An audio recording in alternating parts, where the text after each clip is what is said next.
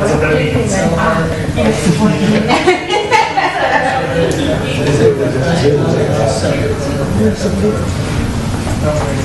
had it at one time.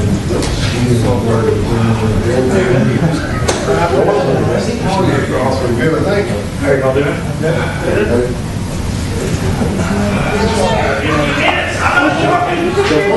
All right, how are you? Didn't wear a t-shirt. Yeah. I thought I was better than didn't dress this. Yeah, it's good. I don't wear a t-shirt.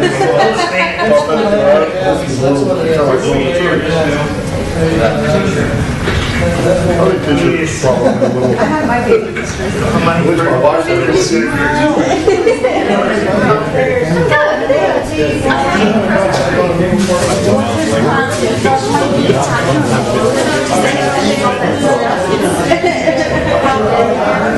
You'll be proud of me Monday. I'll be wearing my socks and shoes. I've got to. It's one of those ones. I'm gonna have a funeral.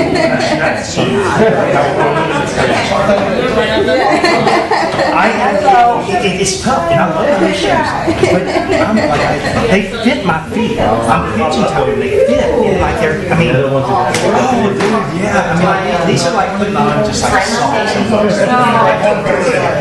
But when your shoes start doing this, it's time to let them go, right? I haven't yet. I told you, I'm gonna hold a funeral Sunday, and I'm gonna throw them in the trash. Monday, I will begin to wear my new shoes. Take a picture of them. I'm gonna play tabs.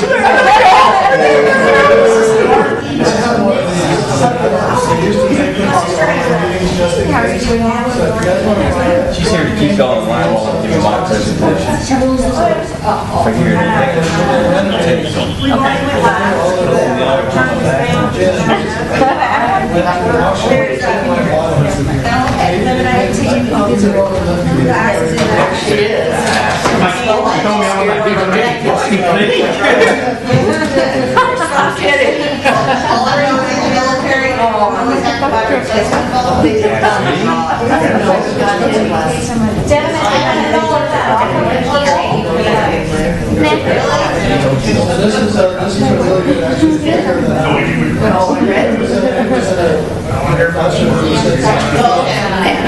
Which is his birthday and Christmas forever.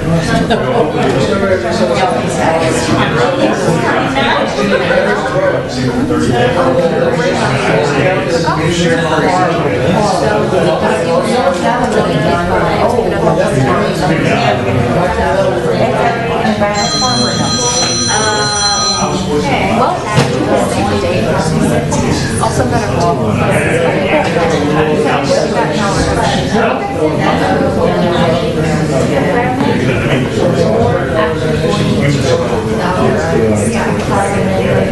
It was terrible.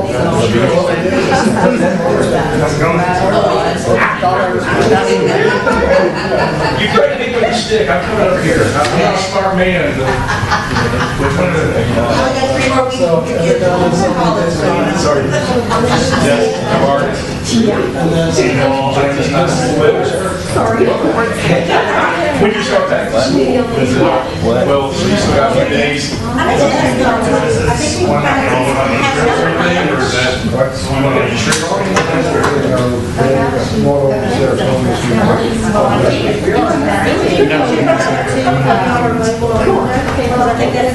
Well, I mean, it'll run.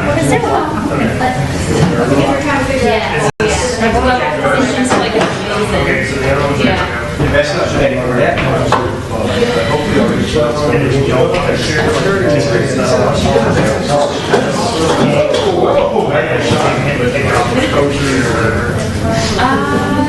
today's good. look good, so. Well, thank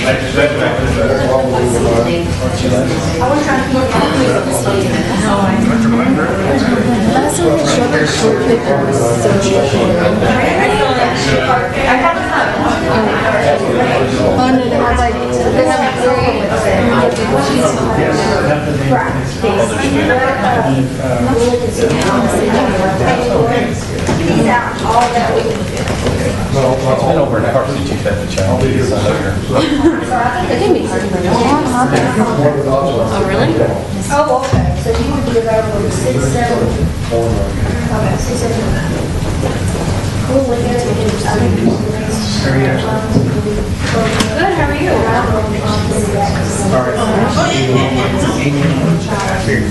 I usually get Amy or Amanda. Brad. Brad, yeah. I'm not lying. Actually, water, lemonade, tea, Weird. Deborah, you said 6, 7, Mike? he's available. Sorry. Wednesday, Thursday, Friday. No. Tuesday, Wednesday, Friday. He's not available that late. Okay.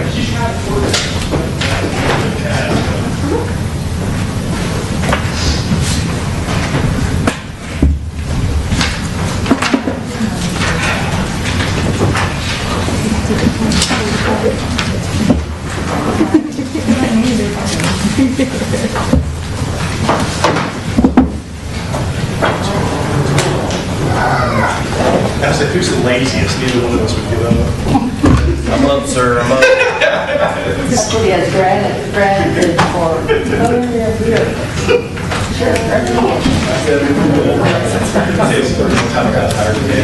And put it down. I'm watching 18.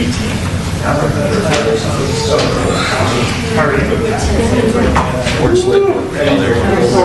Yeah, you go over my last day, right? All right, we're going to call this meeting to order at 2 o'clock. Let the record show that we're missing Miss Councilman Todd Shearhart. Everyone else is here. We're going to discuss the 2020 budget. Hey, that's kind of cool. Just like to make some clear some things up. I did not put these numbers together. I just want all of you to know that. I trusted Leroy and Lee to do it for me because I asked them to give me a zero performance budget, and they worked individually with each of the departments, and they put the numbers together because Leroy had the numbers. And I fully trusted them, and I'm sitting here looking at this and going, oh my God, I can't believe they did that, but it doesn't matter, they did a good job, is all I'd like to say. So these numbers are the ones that the department brought us with the help and guidance of Leroy and Mr. Elliott, okay? Mayor, how do you guys? Sure. What was brought up, and I kind of prefaced it in the first meeting, but I didn't when we began this. The individual line items, some may be increasing, but what's proposed, the overall, is not bringing guys to the proposed budget. It's more, it will be within the realm as you're requesting. So line items change, even your own personal ones at home from year to year. So what we try to do is move those funds where we thought they'd be more efficient to drive things forward. So that's where they're from. So I'm looking at them just the same way you are, which is a good thing, because looking at them after later kind of even gives you a better idea. Let the record show Mr. Todd Shearhart, council member, came in at 203. Thank you. Still dripping. We are starting off. So who is our first person? Ladies and gentlemen, I want to introduce Lydia and possibly HCS. And she and I have worked closely together on the IT budget, the overall IT budget for the city of Castroville. Thank you. Lydia. Hi, I'm sorry. I do better standing up, it's just a little easier. I have put together what I believe is an appropriate step forward for the city for many items, and I just appreciate y'all's a few minutes for an opportunity to share this with y'all, and of course, y'all are going to be the ultimate decision makers on how much we move forward and where we go, but these are the directions that I feel as a city would be best recommended moving forward in terms of things that we've already been focusing on, as well as steps moving forward, going down the road. Now, I have gone through and put it into several different categories of presentation today, quite briefly, just based on information that would be necessary at this point to be an overview. This is something Leroy and I have been closely working on in terms of, in other words, while there's not massive details here which would bore everybody to tears, these are the basic information that Leroy and I have been working with and can be modifying and changing over a period of time, but it's a work in progress. As in every year, there is a segment of the population, and when I say population, I'm talking IT hardware, that has to be replaced. It is aged, it is time to replace it because it is old, it is, in 3 cases that I'm aware of right now, more than 8 years old. And that's just difficult. We've done what we can, trying to hold constraints, but at this point, yes, sir. Yeah, I know you're down here where it says Windows 7 upgrade. Yes, sir. Is 7 still supported? No, sir. In January, that stops. That's why We're going to have to have it, I teach, and our IT department went through and also all this been upgraded, I think, what's the name now, 10? 10 now. Are we going to be okay with 7, or do we need to go to 10? Let me finish this portion of it because I think you'll find that that'll be answered in the progress that I'm going to show you. I'm avoiding the question because it's just... Well, that's fine. If you get to it, my concern was I don't want to, $4,100, and then we get halfway through the year, Yes. and we have to do something else. But you're still going to be okay, you're telling me. All right, So- thank you, Mr. Myers. Anyone else questions that want to add to his? Okay, thanks. So in essence, at this point, we've identified about 8 computers, specifically, and 2 notebooks that we know will need to be cycled out just due to age. The server at police department is of great concern in our eyes as well. It is more than like 8 or 9 years old. The closet that is there in PD is, the last couple of years I have made attempts to try and fix it. It's a gobbledygook mess at the moment and really needs to be cleaned up. They also really do need a new switch that is closer to current technology and speed.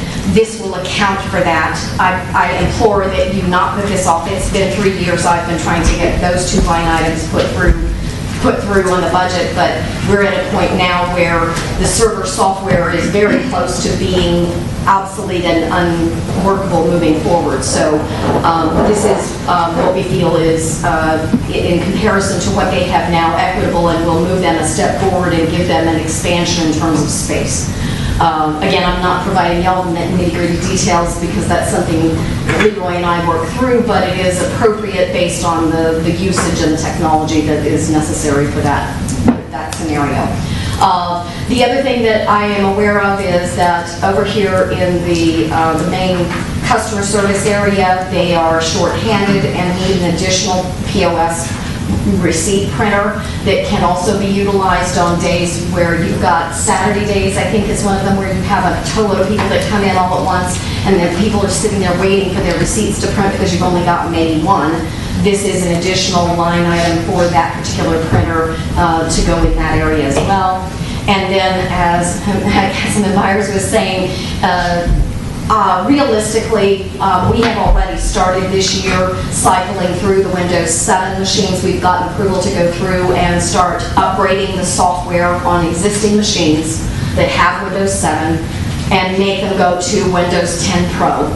The objective is that by the end of 2019, meaning December 2019, that you will not, as a city, have any machines that are still on that older software that, as of January, will no longer be supported by Microsoft. And so this is just a planned step and that needed to be budgeted for of the remaining line items that can be done in this fiscal year coming up. So while it says based on compatibility, I just need to add a caveat. You never know 100% on this equipment if it is exactly compatible with Windows 10 until you go to do it. We're probably talking about 2 or 3 different models of computers, so they're very similar in configuration. When you do one, probably models similar to that will all be fine, but I can't control what can and can't happen in that scenario. It is or it isn't. If it isn't compatible, then we would have to look at probably doing a replacement of the hardware rather than an upgrade, because if the software is not past Windows 7, then it creates a vulnerability in the network that is a security risk to the city in terms of liability. Yes, sir. We have other software that we're using that may or may not be compatible with Windows 10 as well. I mean, Encode word was- processors or other such things. How many computers total? 20, Does- 10 now, 10 in the next I mean, fiscal year do you know how many that the city is using right now? of the Windows 7 machines. Just 20. 20 computers? Yes, sir. Okay, so you're looking at... I have 10 that were in progress now, and 2 then years 10 more. rotating Yes, sir. around. Okay. Well, yeah. So we're, at this point, the Windows 7 machines, there's two elements to doing the upgrade versus the total replacement. Because 20 machines is a hard thing to just say, I'm gonna, yeah, exactly. Councilman Dyer, do you have a question? Do we have an enterprise license for Windows 10, or are we buying individual licenses for each machine? It's going to be a volume license, and that's been calculated. A government volume license is what will be utilized for that scenario. And can you tell us approximately what's the total number of computers the city has under your contract Under our contract, that you're servicing? I think the last time we checked, it was 54. 54, thank you. Councilman Shewhart, questions? No, ma'am. So to continue on your question there, sir, in general, the Windows 7 upgrade has a twofold benefit in the sense that the hardware that we are going to be doing the upgrade on, it will give it another 1.5 years or so of life cycle rather than having to replace them within the next 18 months. It'll boost that out just a little bit further in terms of the rotation that I have in place. Councilman Myers, any more questions? Not yet. Councilwoman? No. We're good? Okay, so this item, these are the items where it would be a one-time purchase. Once it's done, you move on. It's not an ongoing. The next segment is the recurring expenses that are fixed. That means that these are line items that, in general, their dollar amounts, it would be very unusual that the dollar amounts would change. They're a fixed price. The HTS Managed Services contract is listed there. The firewalls that are placed at every single one of the city buildings that protect you from encroachment from the web into the world, tying the city locations together into a wide area network. One of the objectives that we have proceeded forward with at this time and will be continuing forward with will be a migration to Office 365. This is going to be able to reduce some of the fixed expenses because you're no longer then going to need to have some of the GoDaddy services. What this does create, though, is an increase in the responsibility for the city to ensure that the emails that go through are backed up. Some are encrypted, as well as being able to archive those for information requests that may come into the city. So there's an archival process that needs to be put in place that is not as, I think, full-featured using the current version of email scenario that is in place. So like I said, we're moving to 365, but in this case, we also need the email security that gives us the capability to do spam filtering as well as some of the other, I guess, threats that come through email, and that's what this particular set of software does. As I indicated, the email encryption, there are certain types of emails that the city should be using that probably should be encrypted. HR-related emails should most certainly be encrypted. This is the smallest block that I can purchase in terms of email encryption is 10 seats, and the city will define who the encryption belongs to. We can certainly do more, but I think that Leroy, I mean, would this be more important maybe to get more of those? I don't know. yes, I'm fine with... Sorry to interrupt. No, you're fine. in that kind of scenario, yes, if you want to stick it on every single one, I'm kosher with that. I look at it from I'm sorry, this is not my money. I'm very conscientious about where the dollars go, and I try very hard to make sure this is the bare minimum, but there's certainly more that can be done, and that's, if you feel there are other positions other than 10, I would say council for sure, that's 6, plus HR, plus finance. There's, like I said, a couple of others, the mayor. That's what I'm getting at, is there's a few, what I would consider key positions, even in PD. As a line item, that's pretty, not a bang for your buck. Yes, exactly. Yeah. So- That's where I was going, I think. Oh, that's fine, so that I'll go through and make, again, this is a draft, that's where the title was in the very beginning was, it's a work in progress, and I'm happy to make modifications so that, Let's get everybody's opinion before we write it down, because that's what I'm supposed to be doing here. So, Mr. Dyer, do you have anything to add to what he said? I'd just like to know who the ISP provider is in this contract. Who's the internet? internet service is provided on several different locations. For the internet portion of that, that's something we need to discuss, because at this time it's between AT&T and ComZoom, and there's some, issues. yeah. With both. I'd love to be able to do that myself and just cut out the middleman. I think Medina Valley has the same issues. Yes, I think that's in the area, just requires. Well, I know something needs to be done, I don't know about him, I talked to, okay, about it.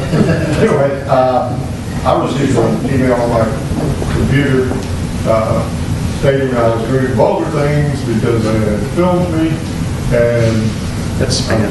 yeah, I know, but what I'm saying is that came through, and they want me to try to blackmail me, so $2,000 Bitcoin.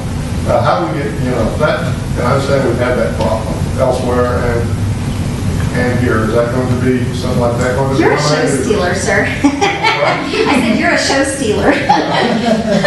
I have a program that I'm going to be proposing in the next segment that addresses that realistically and assists with it.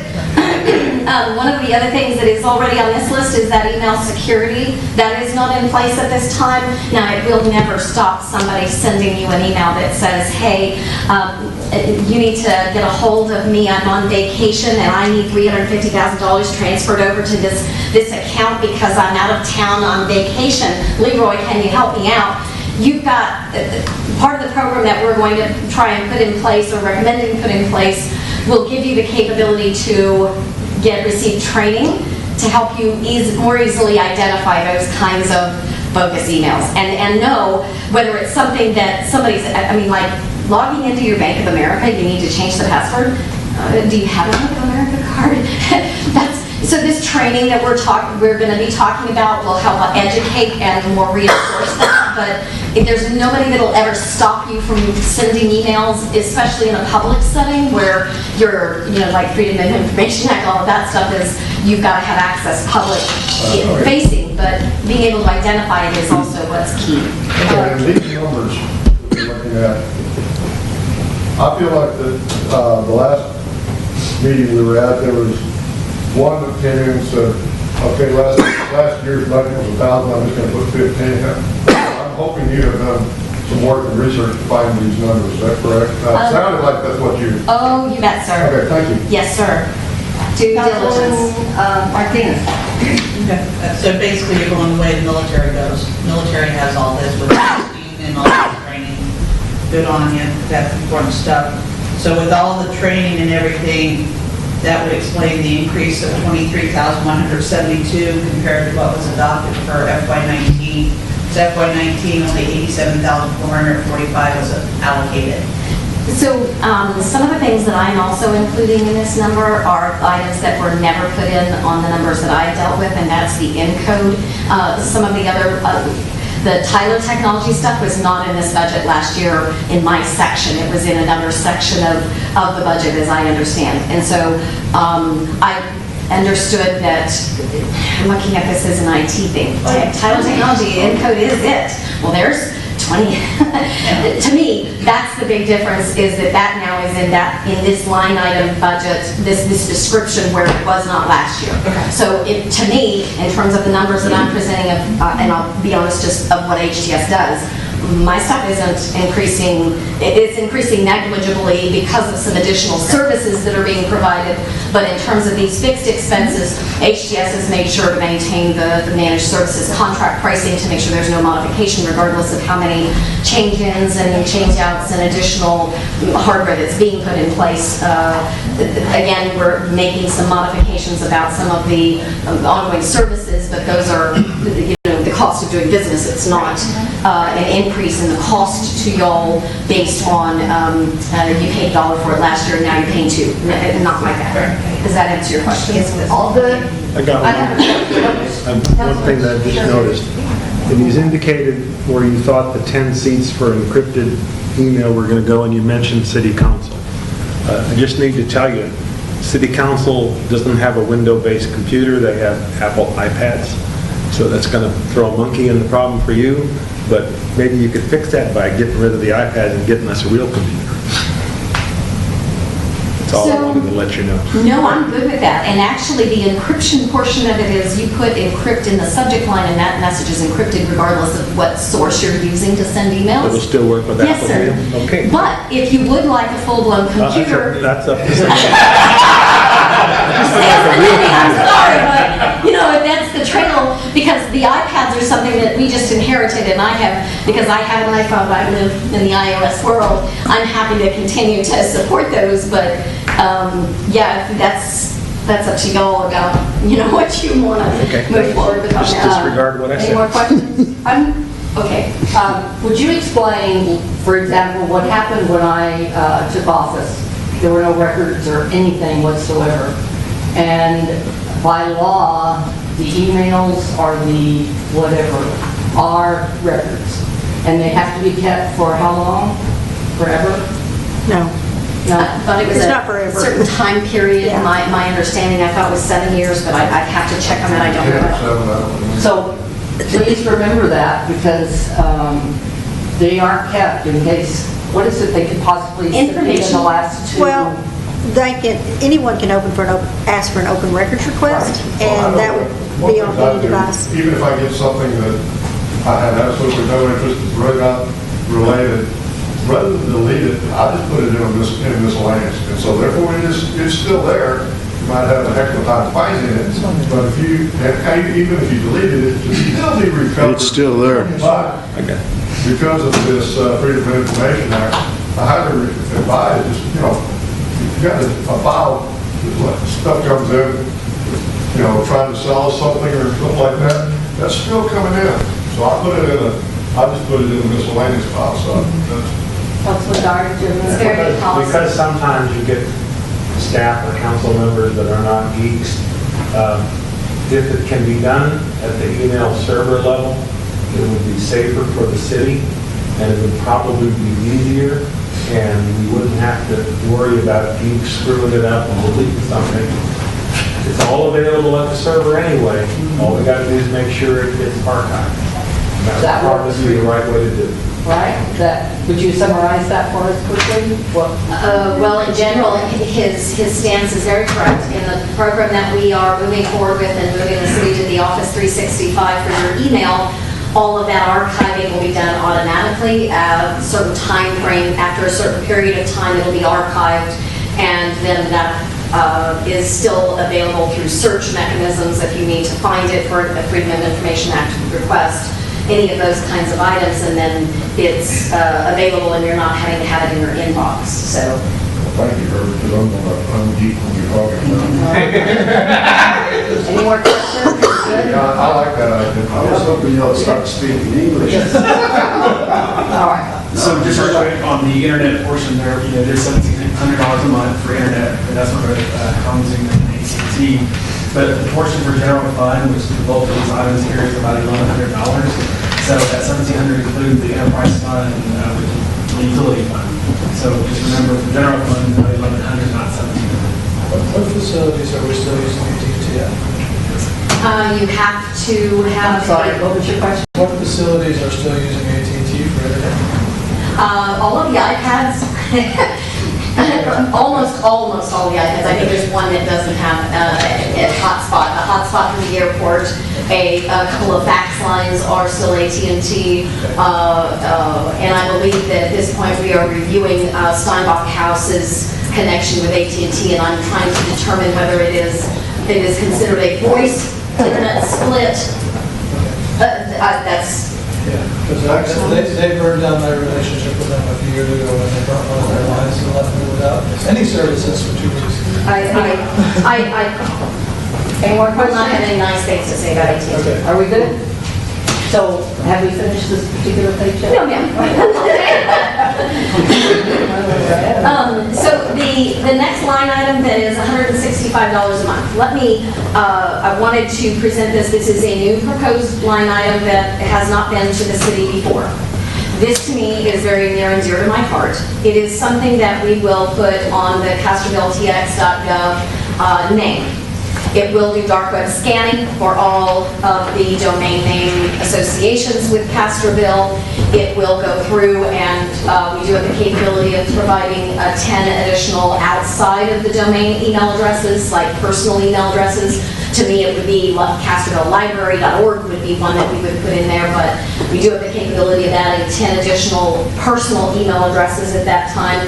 And what that does is it alerts us and lets us know if there is anything. And may I have a show of hands, please, of anyone that is not understanding the term dark web? The dark web is an internet network of individuals who continually seek out personal information to steal and resell. And they are a community of people that, while they may be hackers or have not been certified as ethical. One of the things that this particular service does is that once a quarter, HTS will be initiating a campaign, is what it's called, and basically the system sends out fake emails.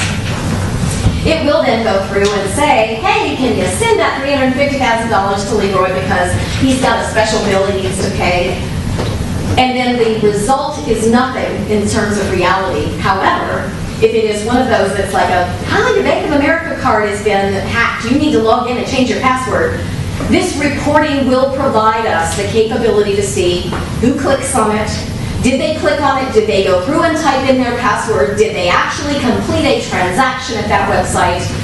And then that reporting will be provided back to the city staff for redirection of those individuals. Now, this is not a public thing where we're going to haste people for clicking on things, because this then turns around and gives every single one of the city employees the capability to go into our website, the dark web scanning website, and take training for on their personal time of all kinds of informational videos that will provide feedback to help people understand that if you click on something, you're taking your own risk. Now, in our next category of expenses, there's some things that we also are have in place that will mitigate that, but this is training for the things that HTS cannot control. And it does provide, like I said, one quarterly campaign, a campaign every quarter to be able to give you the feedback, because it's not a do it once and you're done kind of a scenario. In reality, these things change on a regular basis. This is not something that is to be played with. I'm sorry, I've seen too many situations where someone has disregarded best practices and done what they want, and the result is a hack, a stealing of several $100,000. I'm in personal witness to one city entity in this metropolitan area where that was involved, and it was a conscious decision of an individual that was a city employee making a very bad choice, and it cost the city very little because they had insurance for that. And I'll be honest, I don't know about your insurance practices, but maybe having a hacking type of a scenario would be something that HTS would recommend. But in this case, the training to me is vitally important, ongoing feedback, not only for how people are doing, but if you get a new employee in who has no clue, we can run a campaign for that individual on a single basis and get their feedback and give them the training as well. The internet is something that is constantly something that we are reviewing. I'm very aware of how painful certain things are in terms of connections, not only here at City Hall, but in the airport. Until the infrastructure is physically available, there's not much I can do in regards to changing that. However, I have forwarded over to Leroy now in the new world, if you will, the contact information and the quotes that have been provided to me in the past for getting ComZoom to bring a faster connection here at City Hall, which would also impact PD. So that's something that he'll have to make a recommendation as to whether that goes into the budget or not. It's not $50 to get that set up. It's some serious construction. But So, the one that the nodes are coming up that we're supposed to accept in our 5G. this has to do with the hardwired infrastructure of your That's internet, not not Wi-Fi, not the 5G. That's So that wouldn't affect any of this stuff. I'm sorry, that's confusing. 5G is a wireless technology. Right, but we have wireless connections, but we're not going to, that's nothing. So a wireless connection is not going to facilitate the internet connection for the phones that are here and use the internet for their connectivity to the cloud. To the We're server. talking about phone? We're talking about internet. We're talking about the speed of the internet. Yeah. So when we talk about wireless in here, that's still based on the hardwired environment here. 5G is something completely different. That's more having to do with cell phones more than maybe some hotspots like out at the airport would be good, but Well, we do have hotspots, I'm aware of that. It's Yes. probably going to be about at least 5 more years before 5G gets to the point where you as a CEO would say, is there some ways we can benefit by moving from our current system to a 5G system? It'll become clear over the years that it's not going to happen. Yeah, but I was just referring to the hotspots. so the hotspots are there because the locations for the hotspots, either the iPads that the city council uses and they want access to it, or at the airport where the internet connection is spotty because AT&T can't clean up their signal. So it's probably AT&T with the hotspots, not ComZoom. I'm sorry. So the hotspots themselves, I believe that the one at the airport is through Verizon, and the one at and then there's another one I think that the water treatment plant is using. I believe that one may be AT&T, although I don't have firsthand knowledge of that. You know, that's Verizon. Okay, so Tyler Technology, this line item is extremely important because it is the support and ongoing services for the Encode system that is very integrated into the city infrastructure.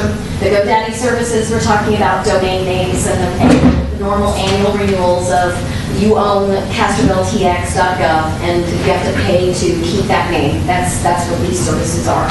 Excuse me. I'm going to skip the telephony upgrade line item and then go to website maintenance for the moment. The last line item on the list. There are multiple problems with the current website.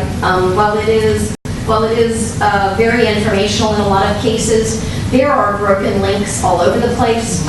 There is information that is outdated. There are things that really need to be accomplished in maintaining that website, not upgrading, not making it flashy and new and all of that. It's more just fixing some of the issues. I put a $1,200 budget on that. I think it probably would be more, but I'm trying to be conservative in my thought process. I know that that is something that I have a company that we work with that does that. HTS does not do that, but it is something that I think needs to be considered at this point because it's been going on too long and really does need to be resolved. I know that the IT email for the city gets contacted on a regular basis of saying, hey, this link is broken. We don't have that. I'm sorry. Why has that happened? We've had a broken board for City Council message board. We've had, who was supposed to have been updating all that stuff? Couldn't tell you. It's been like this since before HTS ever became involved. We are not Oh, you're not even... we're not a website designer or developer or any of that. Deborah, do you know? I know that Deborah just deals with a small, very small portion of things that she needs to update, but we're talking about the overall infrastructure of the entire website. Maintaining it? No, ma'am. As long as 5 years maybe, or at most. $1,200 is for a year's worth of maintenance? No, it is to fix some of the broken links and some of the major page issues that exist. A year's It is not worth? No, sir, I'm just talking about fixing, when it says it's gonna go. We're just fixing things immediately? Yes, sir, yes, sir. Okay, wait. When we originally put this in, we had a quote-unquote IT person in-house. This was original when we started with in, say, I think it was '09, something like that, 10. From that point on, when we had when he left, that's when our library director at that time, that was one of the... Christina Reedy? No, Okay. it wasn't. That was the second one. But when we hired someone in on that, they were to help keep that up. And so that's what the position has always had in there. Now, as far as the back, I don't know how to do the back door. I know Angela is involved with that. I haven't. The message board itself was put in probably 2010, 2011. I don't know what's wrong with that thing. We have had issues with it ever since it was put in. But since we do, with the Civic Plus, they Right. are able to give us phone conference, we can get online with them, they can fix our links for free. All we have to do is call them and utilize their service, because that's what we pay the website for. So we are paying for maintenance? They can help us. No, It's no, included. I think that's included in the It's program. included Yes. with the website. So when it comes to Civic Plus, if you have a broken links, you call them, they have customer support. I still don't understand. So what you're asking is something completely different from what she said. It's actually related, and that she is presenting this information is new to me. I was not aware that there was a back-end capability, that she has the ability to get in and talk with Civic Plus to do that, but we'll come together, and like I said, this is a draft, so we'll come together and get some more information so that that can be facilitated, because I know that Deborah puts a lot of time in getting certain things updated as well in terms of events for the city and those kinds of things, and, making sure that the city council minutes and everything go up on the website, all of that. But that's not what this is referring to, but we'll fix that and see. Well, one thing Mayor might add also, when we say this budget, this is year zero, and trying to bring things together, build a base, this is part of building that base. This is a very important part.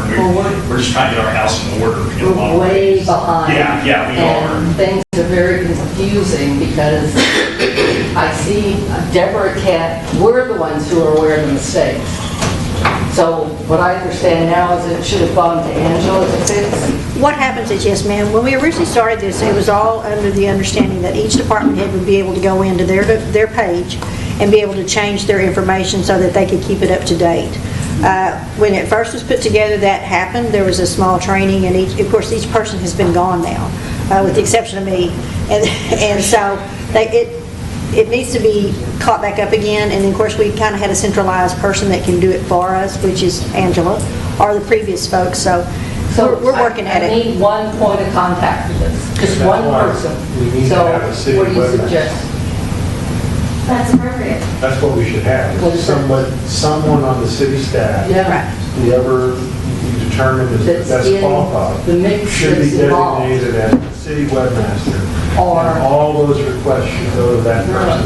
And most of them, that person can solve. Most of them. I'm not real sure about webmaster because I know what you're talking about, but That's what they're called. the issue is the incorrect information, the whole webpage design, and Webpage design is a little bit different. The design of the website, I think, is still appropriate. It's more just the broken links of things. When you click on something, it doesn't go where it says it's going to go. Or if you go to click on an email address, the email address that's there isn't valid or isn't appropriate. can you give us a printout of our website so we see all these connections and links? No, ma'am, I cannot.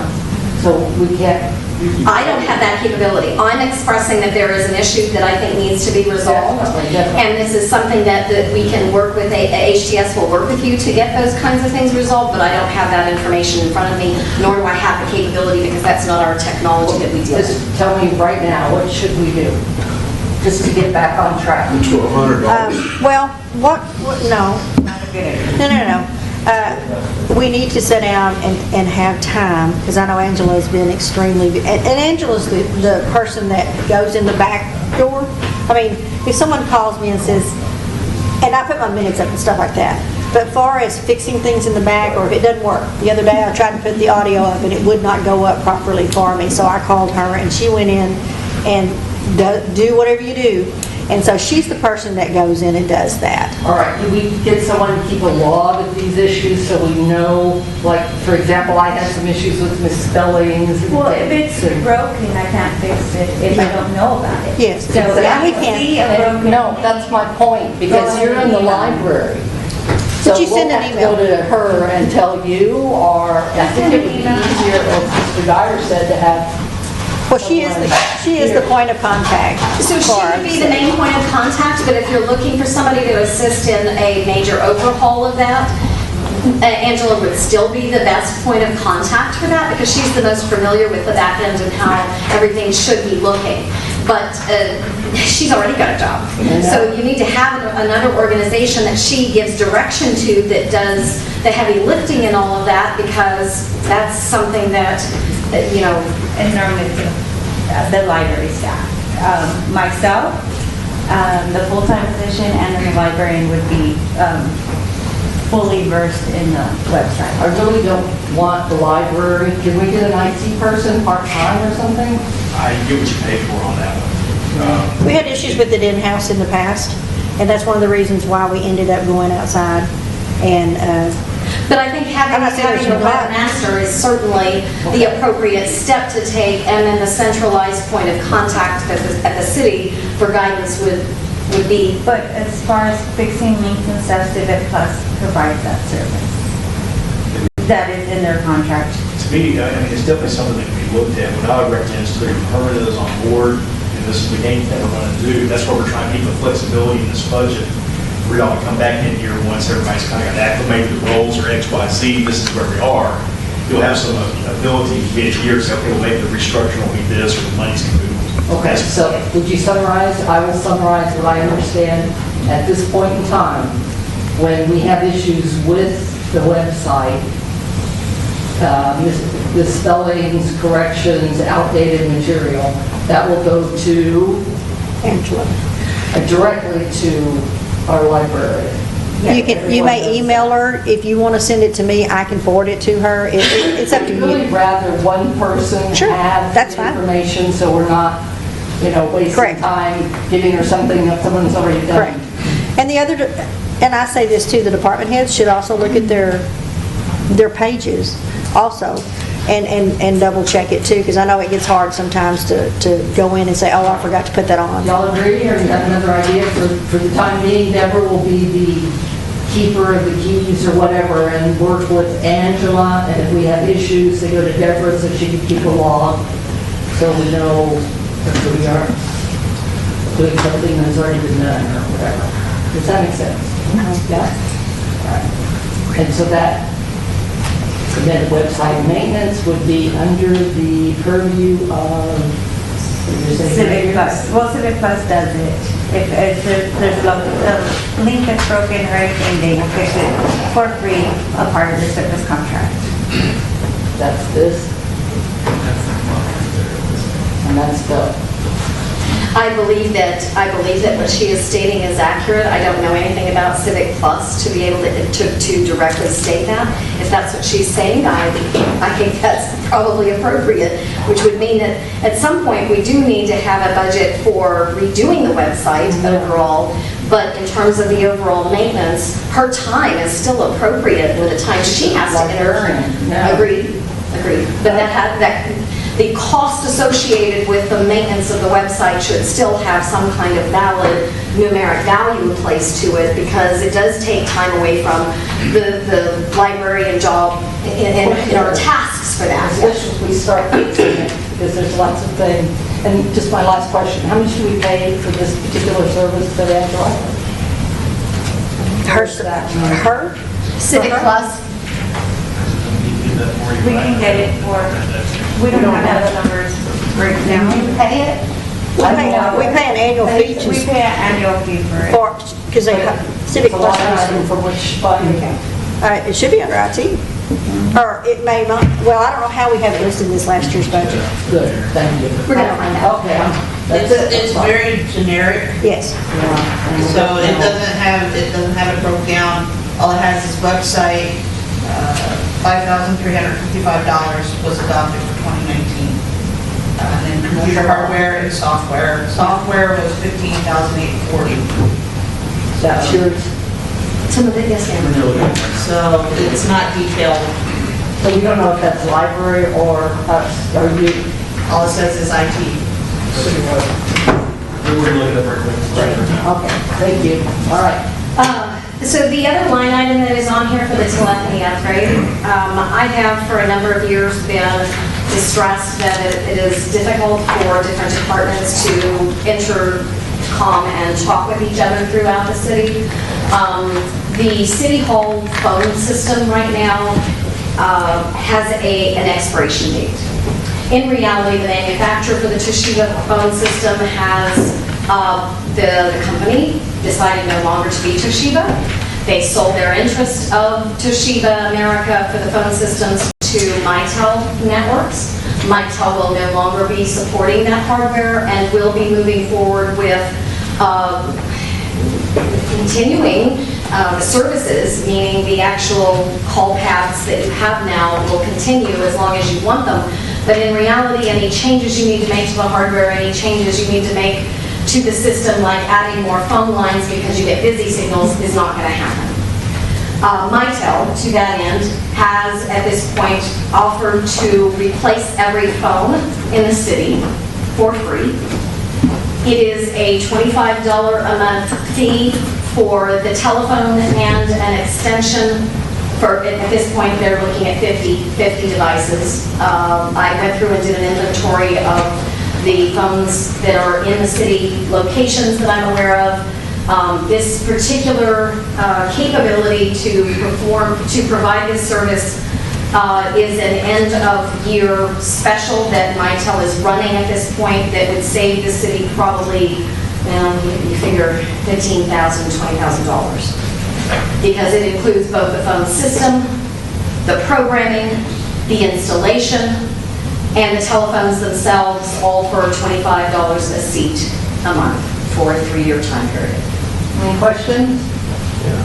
Yes, sir. Are all of our phones voice over IP? No, sir, not all of them. This would take care of. Transition do that? Yes, it would. Before we would commit to something like that, we need to do a cost analysis of what we're paying now versus what it would cost them. Maybe it may be a good thing to do. You got to know what you're paying now. You guys agree? Yes. And that is why we're making this recommendation, because City Hall is in jeopardy at this point, because if anything happens to the hardware in the City Hall phone system, if that part is no longer available because it's no longer made at this time, then City Hall is down. And it would be a good thing for the city to get on voice over IP, because the rest of the world's already there. Yes, sir. And if we're using a landline now anywhere, we're paying long distance fees for those. Yes, you are. Pay those over voice over IP. Yes, you are. And that is accurate. And the other thing that this also does is that you do not have a phone line limit. Your limit is how many phone calls each device can handle. So when you have 10 phones over in Public Works, that means that you can have 10 to 20 phone calls. The internet's going to kill you if you do that to yourself, but it's possible. Whereas right now, Public Works has 2 lines and they are constantly busy. City Hall has 6 lines and they are constantly busy. So while I'm indicating that this particular line item be adopted, it would need to be adopted and accepted prior to the end of the fiscal year, but would not be installed but for 4 to 6 weeks past into the next fiscal year. But because the program then ends at the end of this fiscal year, I'm just asking for expedited consideration on that. It would again be, it's a cost by telephone. So that includes the installation and the phone itself, transferring all of the phone lines and all of the set out of the telephones and the ongoing maintenance for those devices. Okay, guys? Yes, ma'am. So your price there, what about the comm closets? for any of the supporting? Well, these will all come with power cords. If we want to move to a PoE environment, I think that's certainly something that's not unreasonable to consider that kind of a change, but in reality, that everywhere there's a telephone now, there should be a data cable where, because you've got a computer that's sitting right next to it, and this is a pass-through. Should be. Oh, agreed. No, I mean, I'm not aware of any telephone right now that exists in the city that does not have a desk for a computer next to it. And it's a pass through the phone into the computer, which does not affect the speed of the computer or the telephone. I mean, that's, okay. Can I Good on that. ask a question? Any questions? We have a question back here. I just wanted to ask a question. I know when we did this phone system before, and it's only, what, 5 years old? Yes, ma'am. Okay. They had to run several lines. Yes, Can ma'am. we still use those lines? Because I know it's just, it's extremely congested up there. Yes, ma'am. So they'll be able to use that same thing? Yes. It's an internet connection, meaning you're going to use a regular internet telephone. Well, I hope they get it better because we have issues with the IP phones. Yes, ma'am. Here now. So, I know Public Works has, which one did they get? The one that was, Well, they have two CO lines. Those are hardwired lines. Right. They are not voice over IP. The connection between Public Works and Mr. Gomez's office are IP, the connection between the two. But they only have two telephone lines. oh, I know. So they've got numerous numbers of phone calls that get busy signals on a regular basis. Oh, we do because, too. Right. But I was just going to say, I know when the internet service goes down here, they're able to still use your phones. Correct, And because so they that's have the their good own thing. phone system. That is correct. Which seems to happen often. And the reality is, in a VoIP scenario, you've got the capability to call HTS and say, okay, we're down, the internet is down here in the city, let's redirect phone calls to one of the other sites for a temporary time. That's the benefit of going to that kind of cloud-based scenario, is the city will never be perceived as being down because the server that it is held on in the cloud has redundancies and nines of service in terms of SLAs that they're going to be up even while the local is down. And to be honest, the internet isn't the only thing that goes down. Regular phone lines can be cut and somebody digging can take out the internet in a whole section of the city in that scenario. So it's just more trying to reduce the overall costs. A new phone system would cost way more than the proposal that we're providing, but this does also, again, like I say, take care of the maintenance of it that you do not have at this time. You pay on an hourly basis when something goes wrong. This will cover that remote type service. The beauty of a system like this is that your equipment doesn't get antiquated. You're working on a Wi-Fi system essentially, and No Wi-Fi, it's hardwired. they are still hardwired. Yes. But the whole system is going over the internet. So it's Correct. wired over the internet. Yes, sir. But what happens is as technology advances, the hardware's not going to get old as quickly. Right. Because the functionality is in the server, not the device itself. Not like a lot of hardware. Yes, sir. No All right, hardware. I'd like to summarize again. So we are not adding anything to what she's presented us. This discussion about the other phone things, we're going to leave till next year. This is our budget. Nothing else is going to change with the phones. You guys are good with this for the phones? I thought that's what this was adding $15,000 to do the upgrade. Yes, sir. That's your proposal. Well, so again, this is the upgrade itself. I apologize. There's been a grave error in the location of this particular line item. This is a recurring line item. Yeah. I apologize. Just thank you very much for clarifying that. So we charge $25 a telephone a month. This line item, I apologize, should have been, it's in recurring, but it's a fixed cost. Thank you. I'm sorry. You start doubting yourself when things go. But in reality, the cost of the actual upgrade itself is zero to the city. This is the ongoing costs, and it will be fixed based on 50 devices. And again, I've counted how many phones are throughout the city, that kind of thing. But again, it's a budgetable line item that you can say, okay, we have a new library phone we're going to put in. Great, that's another X dollars that will cost us in the overall scenario of everything. So. Questions? We good? Good. So I want to make one thing clear in that this particular telephone upgrade scenario must be accepted by the city before the end of this fiscal year. While the expenditure will not happen until next year, I have to have that signed off on by Mitel, so that Mitel says, yes, I know you're going to do it, and they understand. So if we approve it in this budget, we're well ahead of that. Yes, sir. Oh, you good with that? All right. Okay, the next category is usage-based. A lot of what we need to make sure of and continuing to protect the city is cloud backup. At this time, we are using about 250 gigs worth of space in the cloud backup. These are backing up the end-of-year statements for Encode, the financial documents, and the special documentation that would be associated with the city finance. But we can certainly expand past that. I know that Mr. Yadalis has expressed an interest in wanting to go more full-blown, but at this time, in reality, the backup is, there's 100 gig that is located within our managed services contract already, and this line item would be for over and above that expenditure. So the annual number that is there, as I've indicated on the notes, is basically taking a 25% increase over the year because, let's be real, when you make a document, you're going to make another document, and then you're going to make another document, and that just increases the amount of capacity that is being utilized by the city. This is a usage-based contract, meaning that usage-based billing in the sense that every month it is reviewed, here's what you're using, here's what we bill. It is not etched in stone as the last page was. Additionally on this, the Silence Antivirus and the Huntress, these are two line items again that are usage-based and are only going to change for the most part should you add an additional computer or something to that effect, but it is a monthly recurring that is based on what you're using at this time. The 365 licensing, this is a new line item, a net new line item to the city because we, at this point, had not been on 365. We are going to be moving over the next couple of weeks the 365, the email to 365.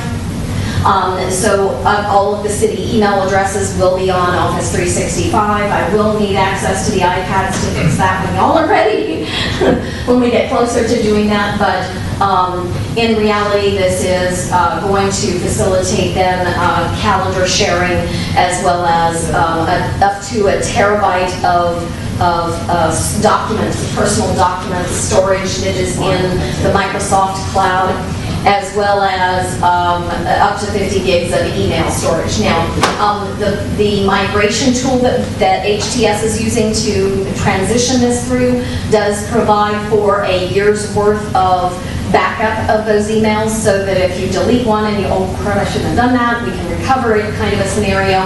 But in that sense, it's about $3 a mailbox to have that scenario.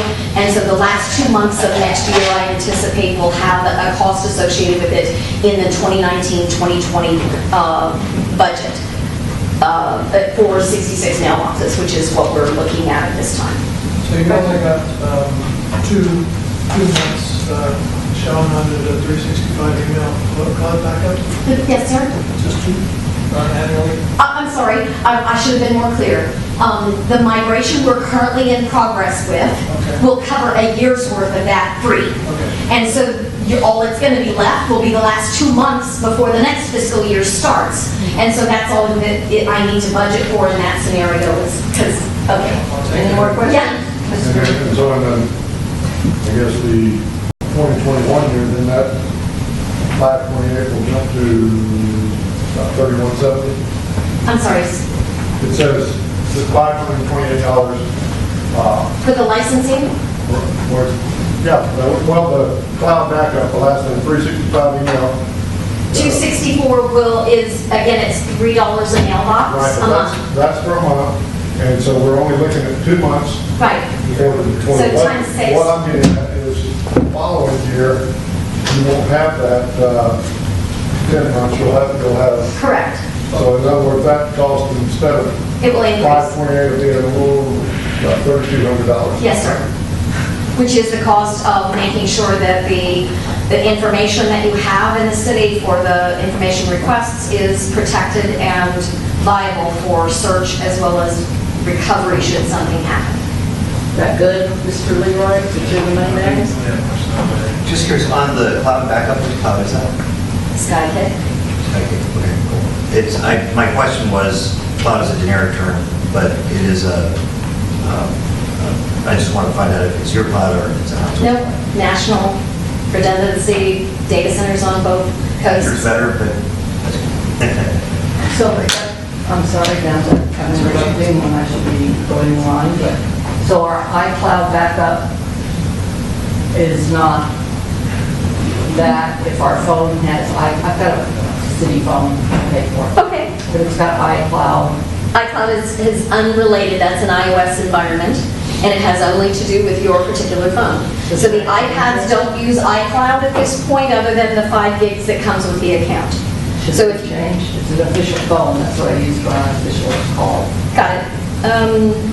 I don't, I'll be honest, I am not aware that your telephone usage is something that can be requested like that. I know that if it is I don't know how to answer that question. Right. Not important. Okay, but iCloud, it would be for things that you would save on the phone, not Right. necessarily documents that would be city-related. This is just a breakdown, a brief view of the GoDaddy services that get renewed. The big thing on this one is that by moving to the cloud, then we're saving about $1,600 of the cost for GoDaddy's emails. Again, that's a pop account, which is it's like the weenie software when you buy something where you get an extra copy of some scanning software or something with it. That's kind of what a pop account is. What we're moving you to is a full-blown exchange type scenario where you've got interactions between departments and collaboration that is possible. You've got, with this environment, you'll have the capability to have a calendar that everybody can see. You share it out. There is so much more involved in this. And I'm sorry, can you back up one screen for me? I apologize. One other thing that the 365 licensing, there's a note underneath there. The annual budget, the reason it's not 548 times 12 is because when we move new machines when we replace a computer, we will be moving to the Office 365, which includes the Office software. And so in that scenario, then that cost is increased a little bit more. At this point, it's 548 because that's the current cost of what it takes with the 365 at the beginning of the budget year. That's what that cost will go to. And at that point, then forward, every time we move a new computer into that world, then it increases based on the licensing used. So, I'm sorry. Questions? Good. So again, these are the primary licenses that GoDaddy holds at this time that they need to continue to hold, and these are the associated costs and the dates of their renewal. Some of these are still 2019 because they have yet to be done this year, but will proceed forward.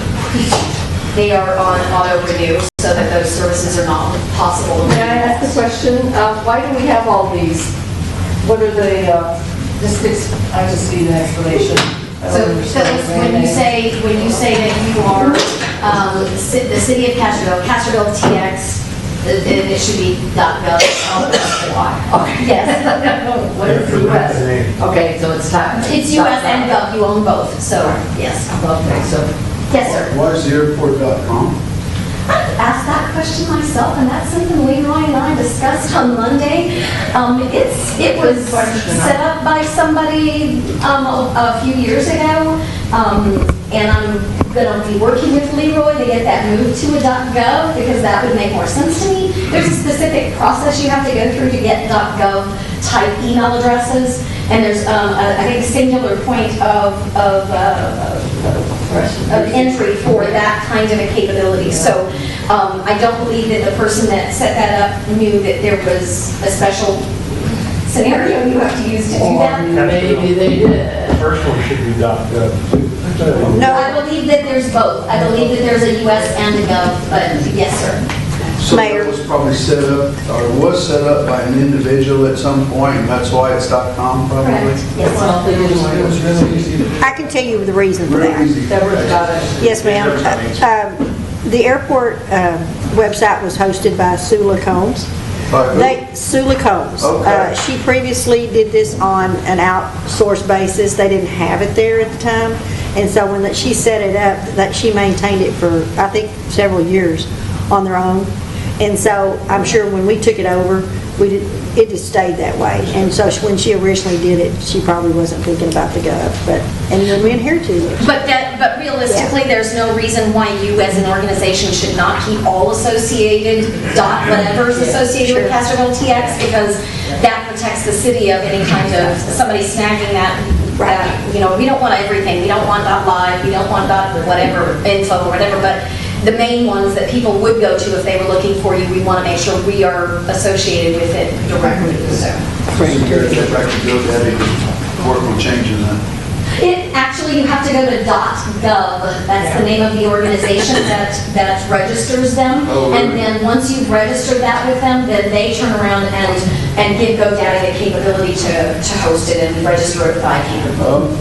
So that's much more difficult than going through .com. Oh, yes, exactly. Yes, much.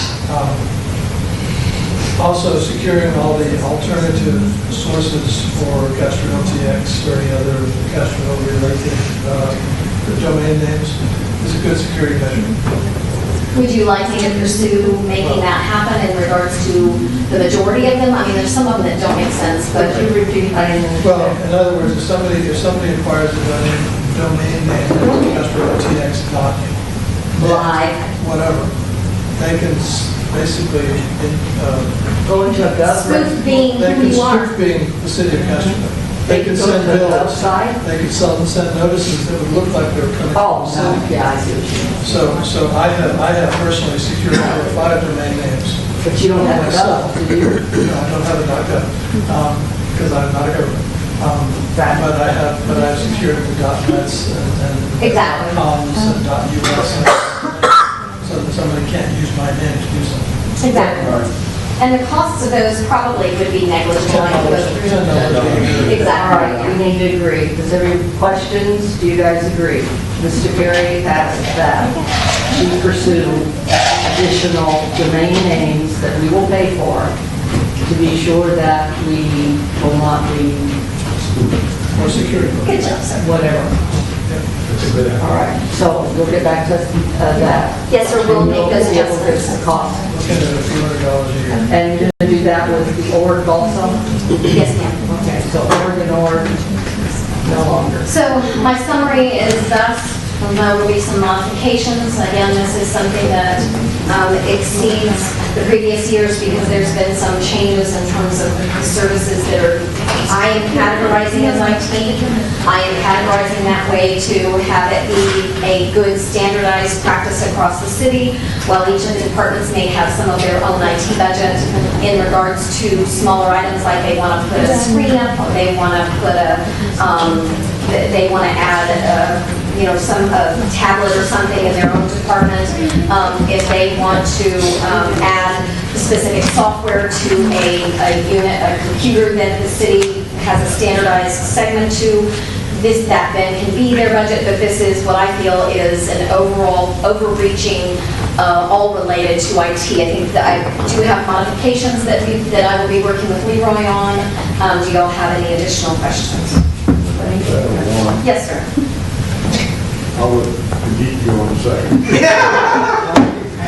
I just wanted to ask, my question was, is a $2,000 contingency, when I'm looking at all these others, they were $35,110 contingency, is that going to cover if we have any kind of a real problem? Well, the contingency fund is, in some sense, if you end up having a computer die that you didn't expect to, if you have a printer that you need to buy because it's not big items. All right, it's not real huge items. Exactly, yes, sir. Okay, all right. Mr. Just turn over and The FY 19, what is the amount, do you happen to know what it is? No, sorry, I got it. $87,445 So this would be an increase of $75,636.20. Why? Maybe one thing, a lot of what, the culmination that's coming up with this one is we've deferred, and our hands are being called at the table now to get there. And I mean, one thing, Mayor, I think you're experiencing this, and I know I have for 7 months. Our deferments are affecting our operations now in our service delivery to citizens in a lot of ways. And so, unfortunately, the pressure of the deferments are finally rearing its head. You can elect Lord not. Yes, sir. Yes, sir. Well, a lot of this is going to, correct me if I'm wrong, one-time expense, and that's And that would- 103. Should drop that down, probably not down to the 87. I wouldn't count on that because things change. Right, but I'm saying should. We won't, we're not going to have a one-time. All these things that she's explained to us today make good sense. They're expensive, but it's true. We're going to have to pay more money if we want them, but the return on investment for this is probably very high. It's, and the one thing in the future over the next couple of years, and John, Mr. Gomez and I were talking coming back from San Antonio, is there, we've had a lot of discussions, is we're wanting to move to more IT stuff, whether it's smart meters or these types of things. If we don't begin to lay this base, it's going to catch you guys even worse in a couple of years. And if we get able to delay being able to implement those things. You just can down the road so many years. Well, we're way back in 1980, probably, when we first had the little, But we tried to get the mayor to use the Commodore 64 that we had, and she was not going to use it. I have a question on the library web hosting. What does that include? That's just one flat fee, or do we That is pay an every annual. time it's done? That's annual. And what is it? What is what? What does the library do with the web hosting? It's a website. It is the physical storage location of the library's website. So the domain name for the library, That's different than the web hosting. no, I know that, but the web hosting for the library is different from the hosting of the city. No, I don't believe, I don't know, I believe that it's all the same. I believe there is one, it's not just the library, that's, question. I know it's not just the library. I believe that it's probably the whole website Good. overall, and the library started it, Yeah. and They might have the library on a different server. This We is need the to rent know you're that. paying for the server. No, when I want, can you find out if this is just for the library or there's another hidden? So Angela, do you know if there is a separate place that you would log in to do the city work versus something for the library? I anticipate it's just who started We used it. to have a library website, which is a .com. We don't pay for that anymore. And we don't have it on here. We don't pay for it any longer unless, yeah, we don't pay for it because all of our information was transferred over to our Civic Plus website. So does Civic Plus host it?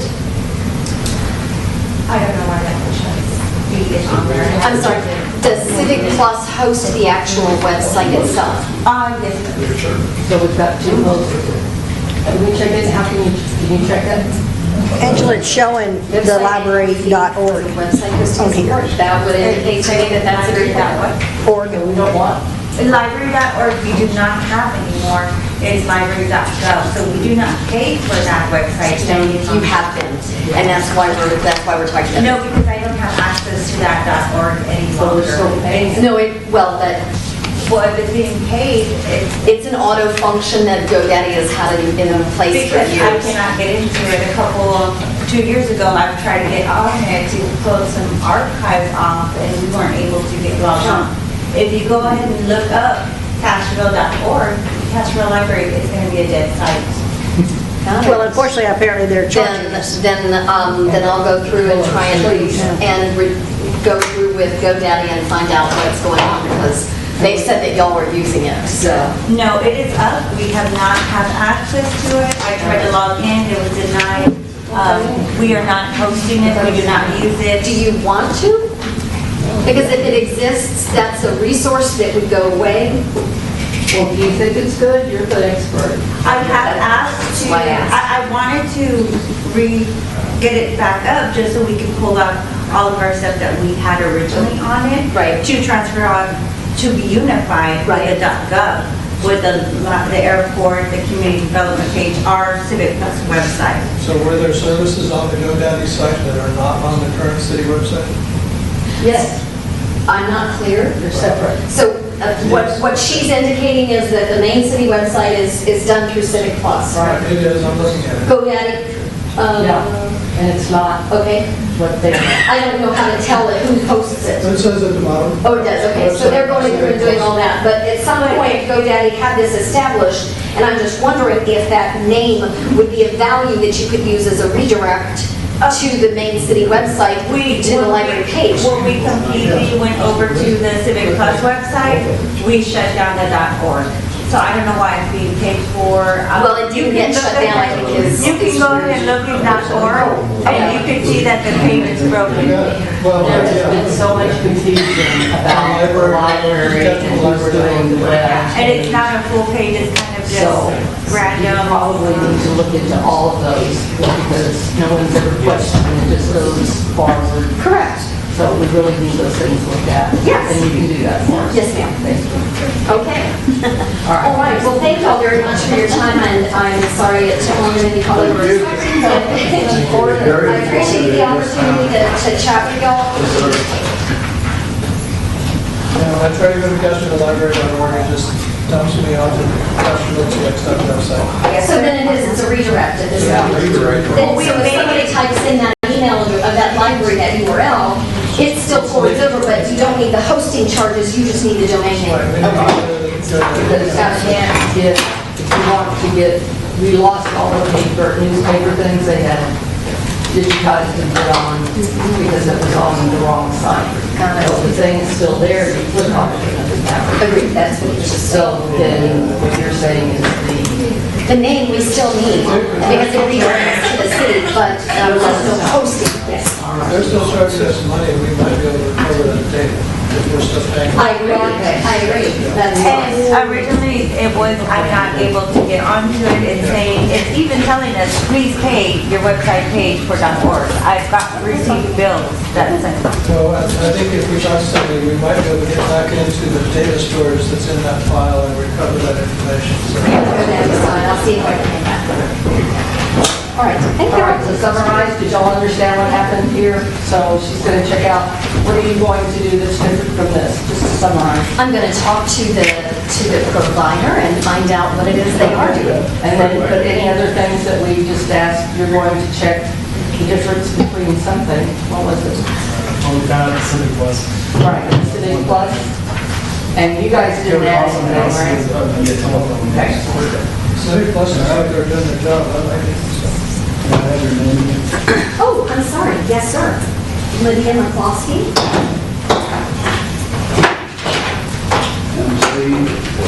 Oh, wow.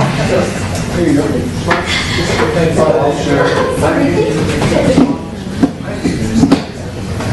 I'll take the time. You want one? Sorry, I don't have those three. I don't think I wrote more, but I'll give a. Oh, I'm sorry. This is like a time,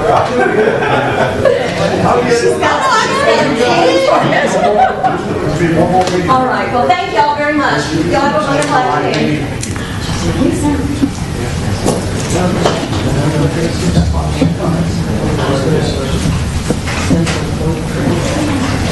Oh, there you go.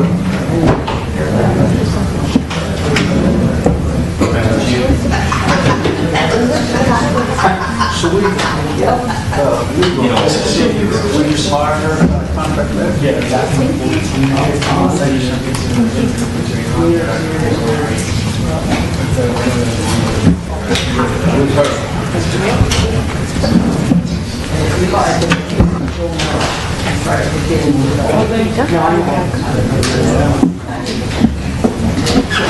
How are you? Hopefully you'll do what God asked me to do. What's that? So hopefully you'll do what God There you go. Foreign terms.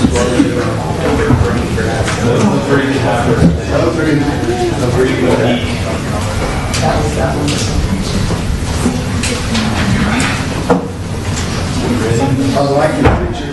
That's our officer.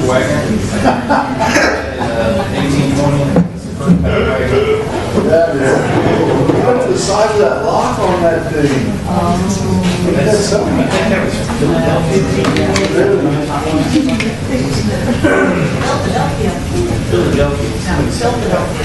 When he sent from the Caribbean to there to live for a couple years, it's Philadelphia. Okay, police department is responsible for enforcement of state, city ordinances, to establish partnerships with the community through programs that involve citizens and businesses with problem solving and crime prevention.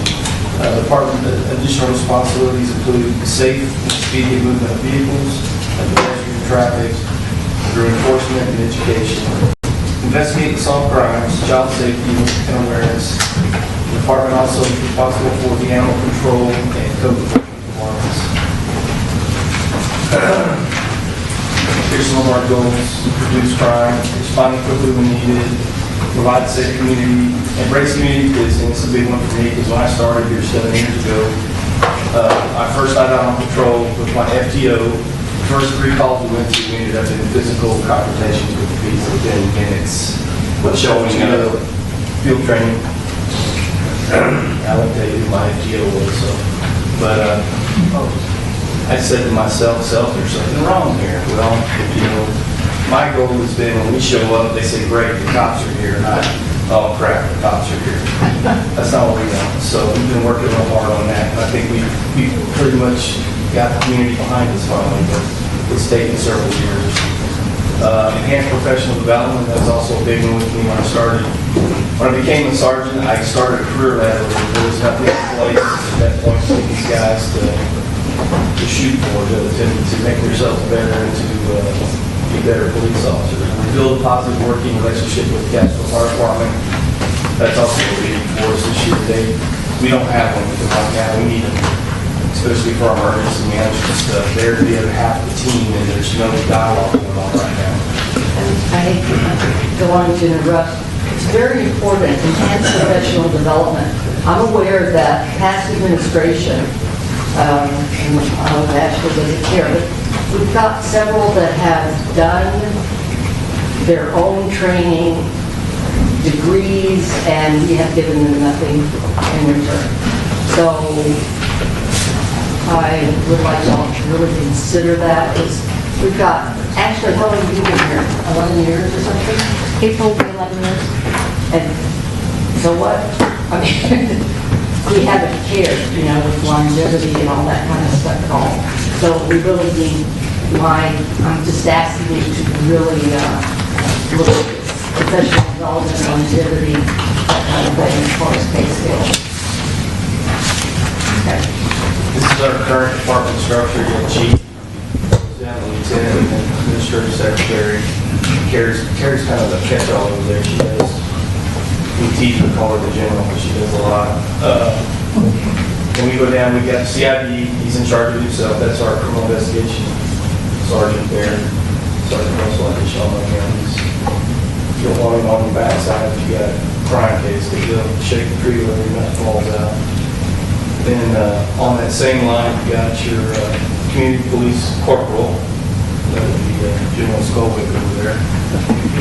Then our warrant division, which is 21 officer part-time. Our patrol division,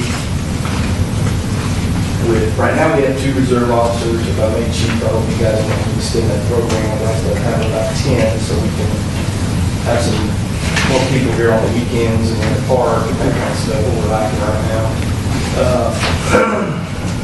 And of course our animal control. We hired today, but he's running great since we brought him on board.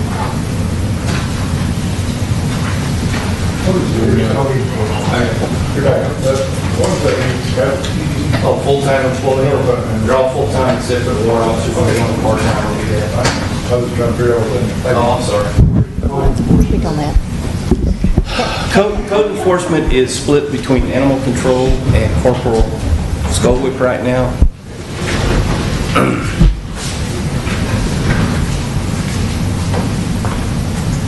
Just in case you shoot that slide again, if you went back to far right, draw up the certain. Okay. Caught it. Look this guy. Yeah. It's your fault.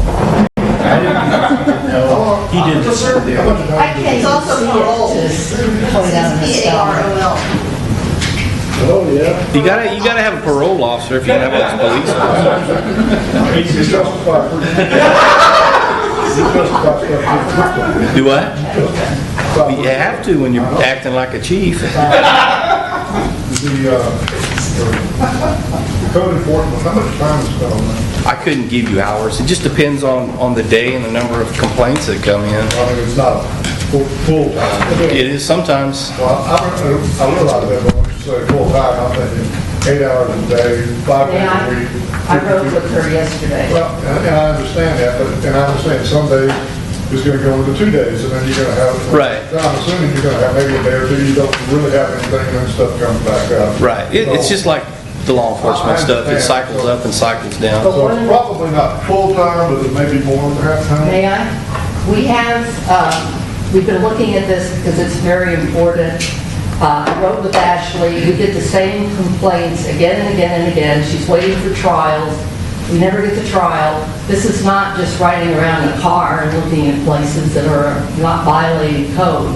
In Hondo, for example, they have a full code enforcement department, and they do sweeps of the districts in the city. So it will sweep District 1, then it'll sweep District 2, so we don't have people calling in with code violations. And another thing that we discussed was the fact that our ordinances aren't tight enough for us to actually enforce the codes that need to be enforced. So there's a lot of stuff that has to be fixed in the whole idea of code enforcement, because they're doing nuisance. And then there should be, for example, what I understand, we have issues with utility hookups, and we know they should have 2 meters, and they don't. And that's an enforcement issue, which they would have to take over. It's not just looking at houses. So, in my own perspective, and as with these guys right here, we discussed the importance of taking care of those things, because we really need to. And it would be, if we did the sweeps, and we checked on meters, and they got citations, they have to have 2 meters and not 1, and all that kind of stuff. But we're not able to do it right now, so it's not a full-time position now. Is it a requirement that a code enforcement be a police officer or not? No, I don't think so. it is not. But we have been to code enforcement school to make sure we're legal On the other side. to write the tickets. I'm not sure if it's required there or not. No, it's not, but if you look, majority of departments, they're combo. They're half cop, they're half code enforcement. A lot of the bigger cities like San Antonio, they're all PO certified, but they're full-time code. They don't do any law enforcement functions at all. They're just strictly code. That's so they can file charges. Well, that's so they can make an arrest on the scene if they have to. If they're, let's say they're putting in a strip center and they go up and find out guys aren't permitted and they give them a hard time, he can effect an arrest right there. There's also enough segues into drugs and stuff Oh, like that. yeah. right? Sure. And the home occupation is in the zoning. It's not even in our codes, it's in the zoning ordinance. And that's something that they need to enforce when someone's off. And Paul is the only one, as I told you before, that has been upfront enough to list that he has a business in his home. But those are things that are also to be enforced that we have not had time or availability or interest, probably. Well, and the one thing, correct me if I'm wrong, Chief, when code was turned over to the PD after community development part kind of went awry, you guys are more reactive than proactive. Yeah, we were told to get a complaint base only, Right. which the other issue is I really don't want my officers going out there getting into confrontations over some of this grass, or we still have to maintain that level of respect with the citizens out here. And I don't want them hating me or throwing rocks at me because I'm arguing with them about their grass or something that's trivial. We're not the grass police, you know? No, you don't have a rock for a good reason, brother. Yeah, I mean, if you can throw a rock at me. Yeah. But, Well, community policing is a lot more difficult, I would imagine. and you lose a little bit of that when you start enforcing these type of ordinances and stuff, so. But that would even come into, you're all aware of the problems with the paper streets. That would be, you're patrolling as a community, patrolling and nothing with code. Right. And so they're not able to do even that stuff. 'Cause I know actually, Scott, what else do you have to do? Sexual, whatever, family violence, and Well, in the mornings, I'm your only officer on the street. And then I also do all of the child abuse and sex offense investigations, so. I still have open cases I can't get to because people are complaining about grass. So, and that's what we get. I get them all the time. Rats? And then it's grass. Grass? Yeah. Weed lots.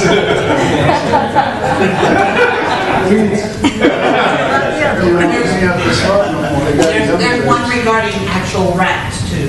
Yes, yeah. But you guys, it's, you would not.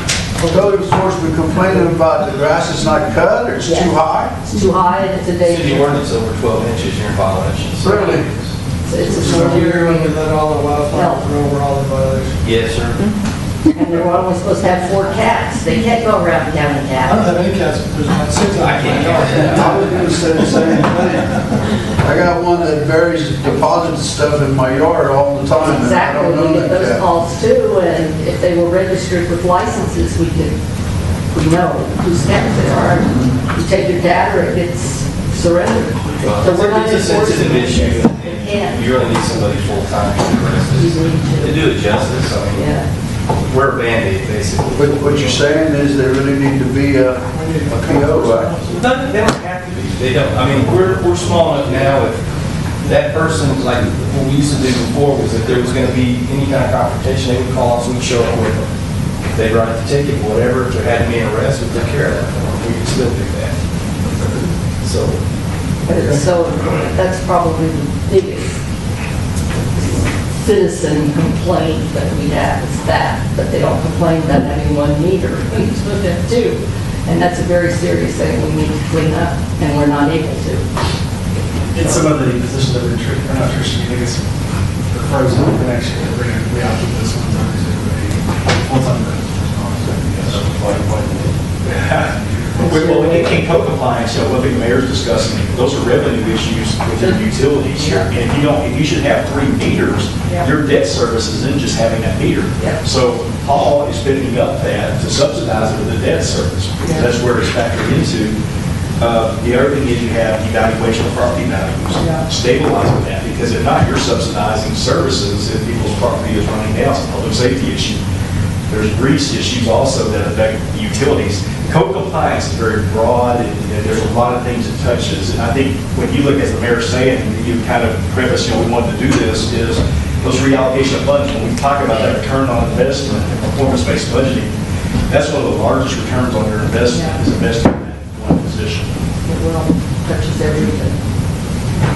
If there's a tree limb hanging in the street and it's hitting my truck when I drive down the street. We don't have an Stop it, ordinance cut for it that. Well, I'm gonna do that. Go ahead. No, I'm gonna do But that, we but I can don't know if the homeowner's gonna be happy. No, we with need it. an ordinance, we can do it. But is that We don't code have one. enforcement? Yes, It is? if the tree is over on the other guy's, like you have a fence and his tree is over on his It's on his side. property. Well, if it crosses yours, you can legally turn that. No, it's hanging in the street, and if I'm might stay on my side of the road, I hit it with my truck every time. Well, No, I go around it. I go into the opposite, oncoming lane of traffic. The city's been going down the street and trimming them. right, but already for electric lines. Not for Because school that's not our buses? job. Well, we That have to too. clear that up. John, where are you? We'll clear it up. John, clear it up for him. And we need to get into, I guess, an agreement with one of the local, even CPS or LCRA or one of the local agencies to help us with the trees, because that is an issue. Trees over the wires ends up taking power away or either breaking the line, so that's something that we need to do. Well, and you hit on a touchy subject when you're trimming somebody's trees in their front yard because there's lines going through them. You know, that's a sensitive situation there. That's why I don't have no power lines where I live. They're all underground. Well, they wanted restitution for loss of pecans because they trimmed pecan leaves that were full of pecans. Okay, this next slide is certification pay. Mayor was talking about, give you guys a little extra money for their service. Every time they get a certification? Yeah, well, these are some of the certifications. You got your basic, your intermediate, your advanced, and your master's peace officer. Everybody's almost got a basic when they graduate the academy. There's a couple FEMA classes that you're required to get before you actually get that certification. I've got 3 guys that are still sitting on basic. I've got 1 that's in advanced. I got 3 that are masters. And it's The way you're looking, I want to make sure I'm clear on this, the amount per month. You get certified, get your basic, let's just say $100, maybe more than 100. You get your basic, now you're 125. You get your immediate, is it 150? no, it's, once you reach that level, it's that amount. So You're asking for us to pay 3 times 25, 1 time 75, and 3 times 100 in the next year's budget. Right. To reimburse these officers for the training they do. What I'm asking is that, where it says basic, you got, that gives you $25 a month. 3 officers. Well, what I'm getting at, is it $25 a month, and then you get your intermediate, is that an additional 50? no, Is it just it goes to 50. goes to 50, so another Yes, sir. 25. Right. So at that point, it's not, It's not 75. It's not 75 is what Okay, you're that's what asking. okay, thanks. Thank you.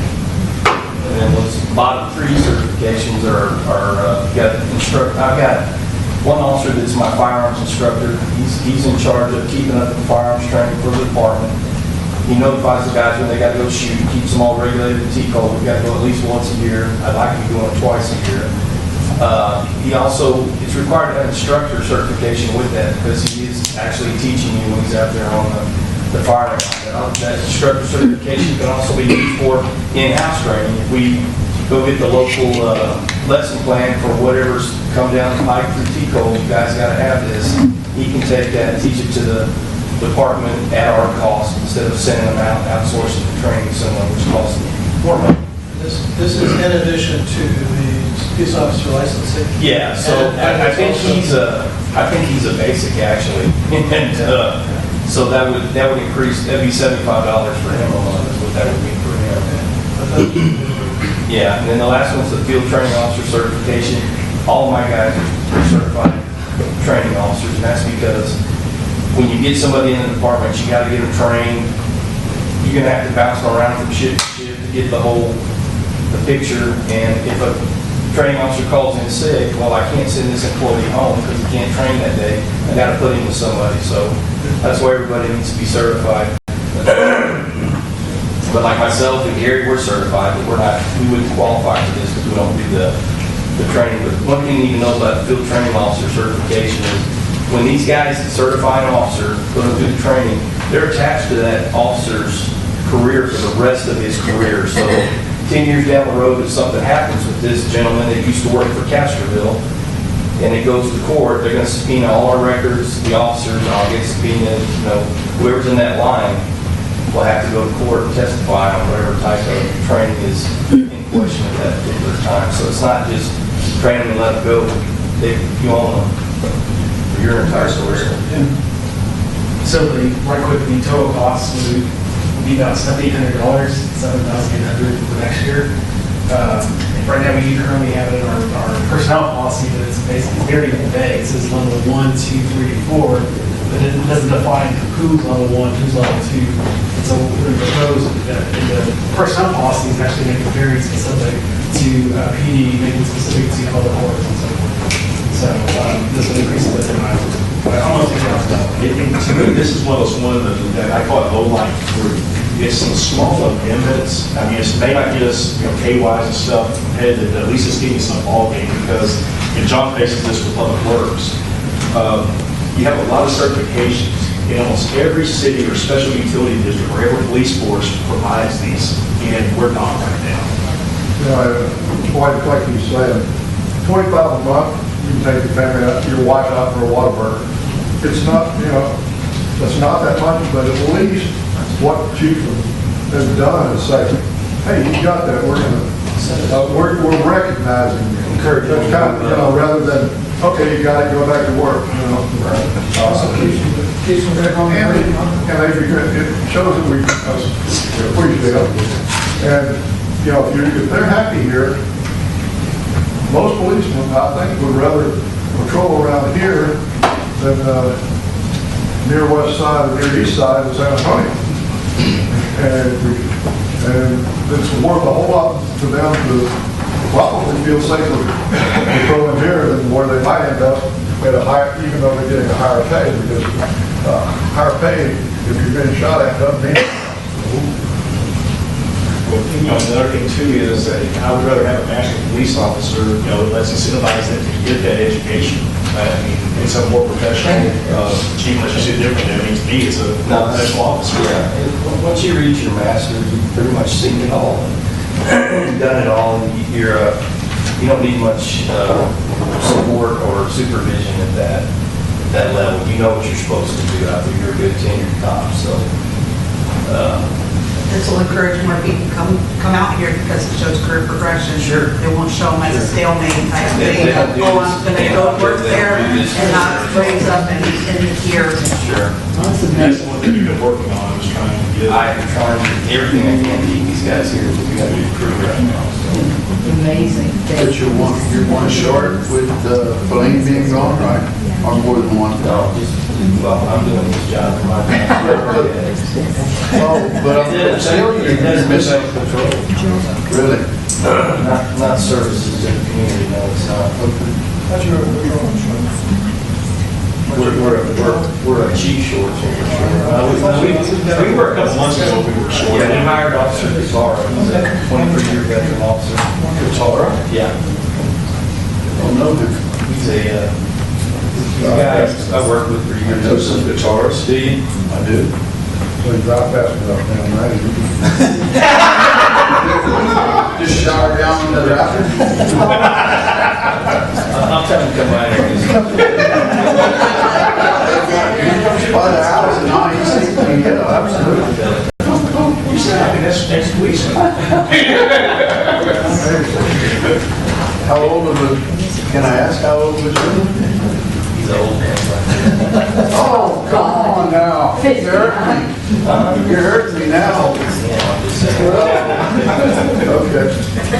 I feel better now.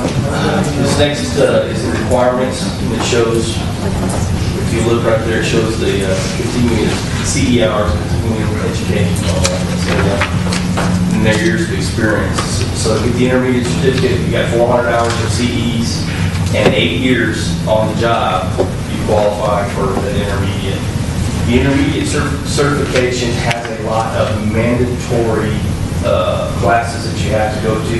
They dictate what you take in that. There's a bunch of them.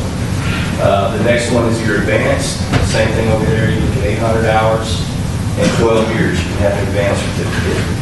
Of course, if you drop down to the bottom category, associate's degree, it drops down to 6 years. Master's degree, it takes you down to 5. Same thing. So when you get over to the master peace officer side, you got 1,200 hours CEs and 12 years experience. If you go down to the bottom there, the mayor, you start with our department today. Since you're at the bottom category there in 5 years, they'll give you a master peace officer. I like that. I was able to run somebody hell out of your time. Talking about old. That's a lot of training. And that saves us money. If we keep them here, what hurts us is when we train them up and they go next door to Idaho or even county, and they get a good trained officer. Okay. Here's my budget line item. I don't know how you want to do this. Can you go line item by line item or just hit the areas where I'm increasing? Okay.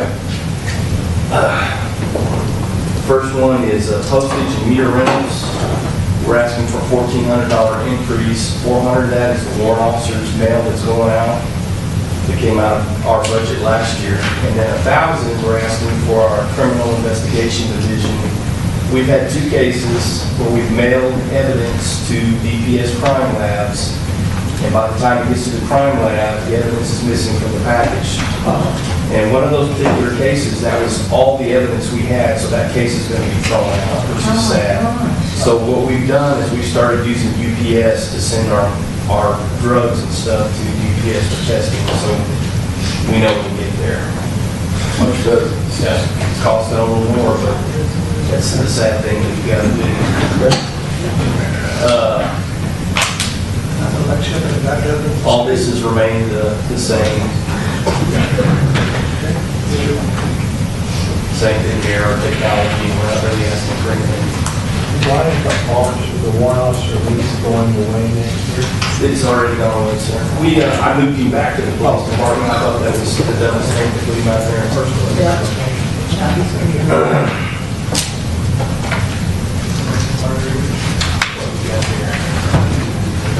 Oh, yeah. Okay, my vehicle graphics went up. What I'm asking for are 2 Tahoes next year, and I need to get the tops of all the vehicles lettered for the DPS helicopter. We've had several situations where we've been out on crime scenes and they've been hovering and they don't know who everybody is, so they've asked all the local agencies to please mark the tops of their units. Yeah, we'll have, so he can just choose between Hondo or Medina County or whoever, just to say, hey, this guy, he's sneaking up on you, he doesn't have a number on there. He's a white car with the red lights, yeah. Bullseye on the roof? That's what that red cross is. Big city, so that's the reason for the increase. Okay. On that, okay. Emergency management is a new lot, yes, sir. Wait a minute. The vehicles, Okay. are they in the capital plan? Yeah, it's on the next slide. The emergency management, keep in mind, this slide here, for generator installation, that's a one-time deal. That is an average of the 4 bids that I got. I attached those to the very back of your package there on 4 bids. I think the highest one was like 17,000. That means I don't want to come to Castroville and put in your generator. And the lowest one was in the 3s. So there's a couple of vendors there. I think 3 of them are from the Castroville area. And this is a backup generator? This, yes, sir. We purchased it last year. It's an old military generator, it's 64K and stuff.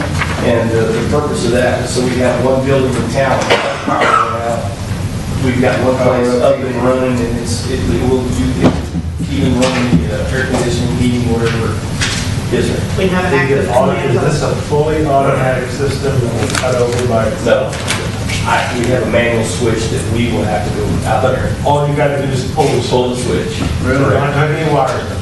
Okay, Pull the switch. we, in the military, Is we it- lost more fatalities with this kind of a situation where people are trying to hook up wire. You want them all connected up, just hit the switch or have an automatic switch. Right. When you come to the PD, you can see it. It's set up ready to go. There's the wire in your hand, yeah. Could you tell them about the Salem Police RV in the park?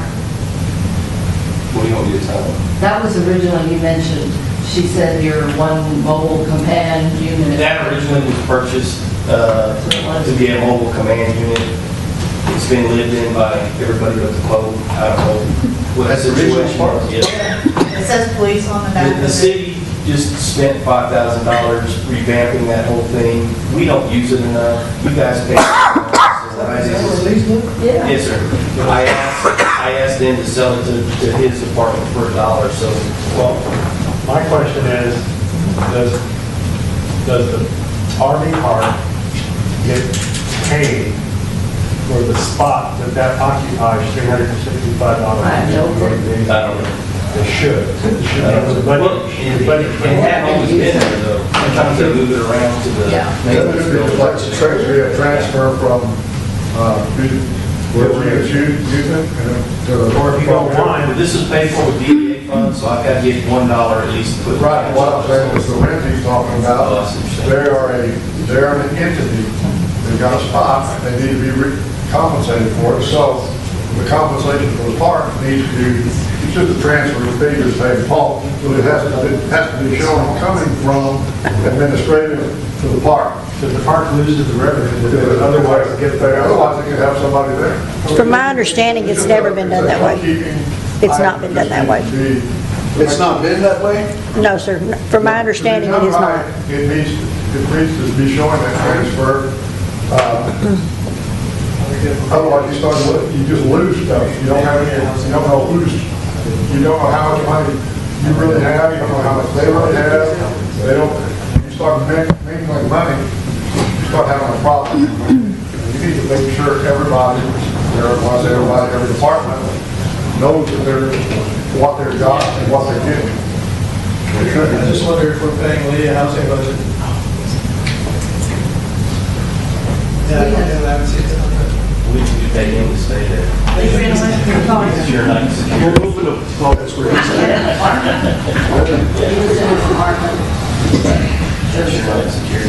Okay, the generator maintenance, this is a big guesstimate, we just kind of ballparked it because it's gonna need oil changes and fuel, and that's mainly what that is because we got started under 2 weeks, make sure it runs, all that good stuff. So it may be lower, it may be higher. Gas or diesel? It's diesel.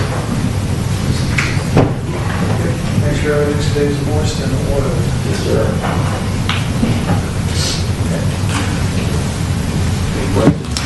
I do. Oh, We're expecting development. We can't disclose anything, but I would say that the city will double in size. So do you have a future plan? So we aren't reactive, but instead proactive? That we could work with maybe Medina Valley on demographics to see what they expect for growth? yeah, we're gonna need numbers first, though. That's the main. But we thing. need to keep that in, yeah, Oh, but we need to it's- keep that in mind. I'm ready for it when it happens. I suggested bring the chief into the conversation at the right time, and give him access to the information, and it just has to keep it from being public, that's right. Because it's very important. This is going to be a huge increase Yeah, it will. for you and Public Works, the same thing. Yeah. You're going to have to deal with it, so we ought to give you some warning. Good. And then that next one down, where you're getting 2 vehicles. Yes. We had a discussion about that. You need to just keep rotating. I know that you go from one budget to the next, they pull it out, put it in, but I think you need to really fight for that, because otherwise what happens is, like now, we're already down. We were supposed to have one last year, didn't do it, now we have 2, and having to spend $96,000 in this budget as opposed to 47, 48. Get that rotating and keep it rotating as well. That way you don't get caught in a situation, because if you didn't do it this year, then you're down 3 years, and then all of a sudden you've really got amount of money that the council really not gonna come up with. I don't think you'd have a problem, 45, 50,000 every year. If you're getting rid of one, whether you're transferring it to somebody else or selling it, you're getting some money back, so it won't be the whole 45. It may not be more than $4,000, $5,000, $6,000, but at least you're getting something back. Go toward that new vehicle every year, and you're keeping your fleet current, and as long as you keep them maintained. And that'll keep our maintenance costs down too. Well, you keep the oil change, tires rotated, and air in it. Maybe if you do the maintenance schedule, by the time that last one's ready to go, it's a police vehicle, and people say, well, it's been driven hard. Well, it may be driven hard, but it was taken care of. Well, your airport manager worries about it on top of it, so he's ready to, or he wants to see.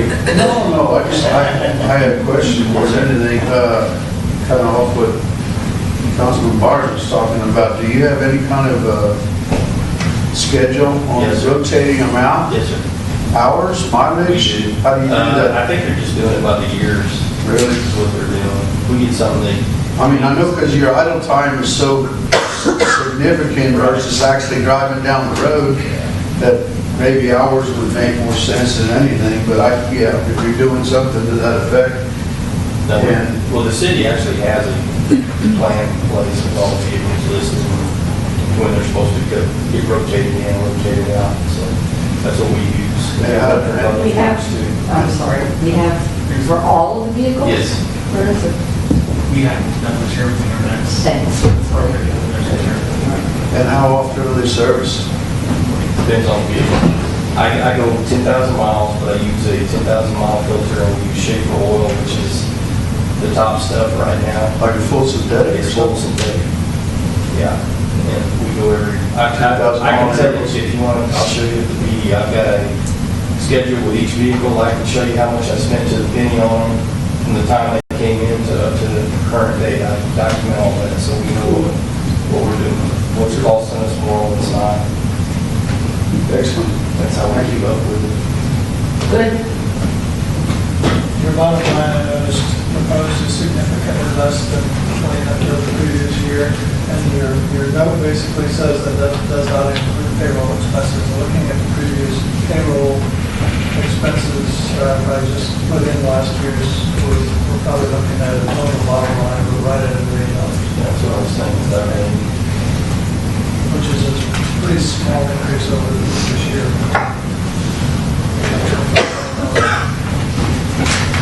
something we might want to think about.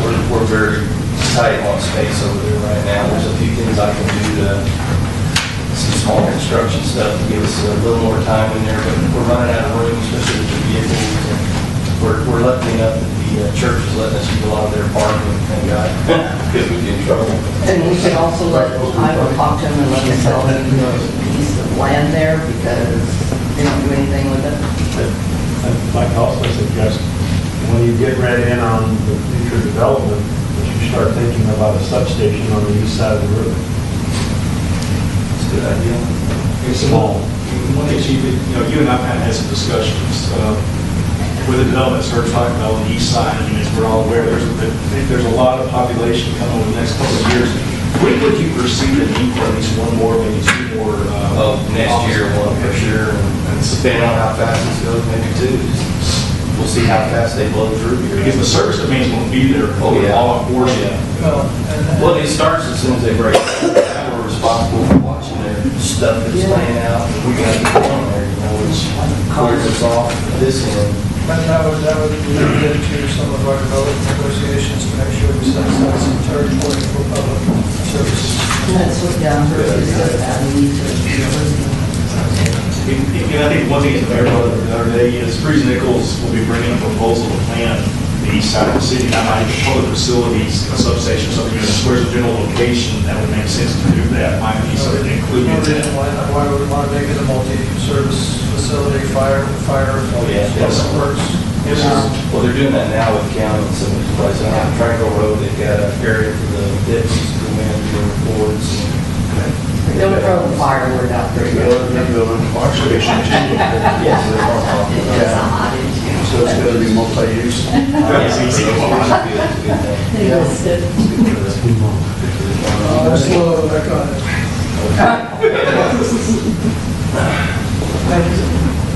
Got one more puppies and cats. The porcupines. The only thing I've asked everyone here is the Skunks. And bats. There it is. There it is. The training budget. About every 2 years, he needs to be sent to have an annual conference. That's more for networking and that kind of stuff. And he gets a lot of good information. We sent Melissa when she went, and she got us, we found some grants, we found some things, but going to this conference, she would miss out on it because she wasn't going. So Blue's asked, can I please go to that next year? I've been out of it for a while, I'd like to go. You know where it's going to be held? It'll be in the state here. Somewhere. Yeah, it won't be in North Florida. Yeah. Other than that, everything else has stayed the same. He's got some new truck or stuff. Waiting to get the graphics going on, and waiting for kiddos to tell us what they want. Did you also say make sure you take your license too? We can put that on the back here. Put it on tailgate. Is your pet registered? There you go. He asked me that the other day. Sydney? Hey, he goes, are your girls registered? I said, Yeah, you can't hide those two. everybody wants girls. Any questions? Thank you. All right. Chief, we're going to be doing a tour of your facility after this. When we look at the wastewater treatment plant, I think that's when we're going to go down, control, shelter. Yeah, well, Blue's gonna be at the PD. Okay. And he wants y'all to see the new Is truck. that in here, your animal control Yes, shelter?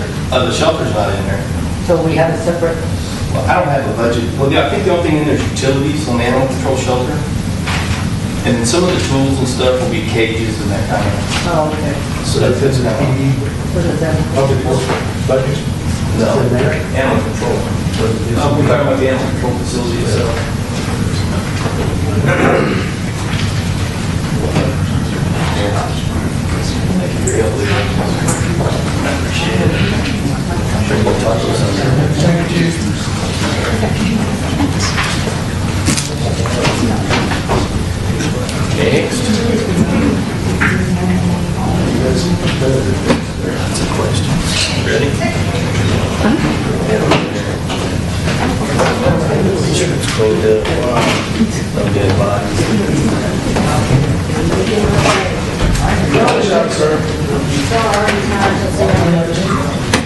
You say you're short, you say.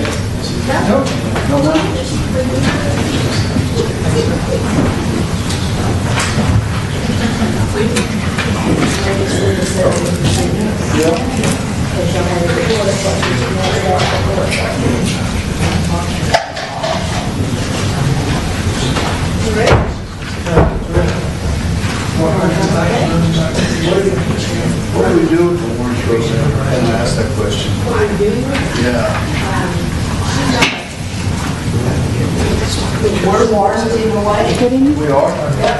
It's a little. We're making any money? Yeah, it's over here. Not so much? Are we making any money on the warrant program? Yeah, right, so that, it's in Oh, okay, I'm sorry. Okay. Well, the overview is pretty much, what you see here, I take care of I'm the election official in the city, and I work with happy with the city county. And also, I'm in record management. Of course, I do all the open records for the West. I don't have the numbers this year, I have to go down this year, in the previous years, I used to do a staff.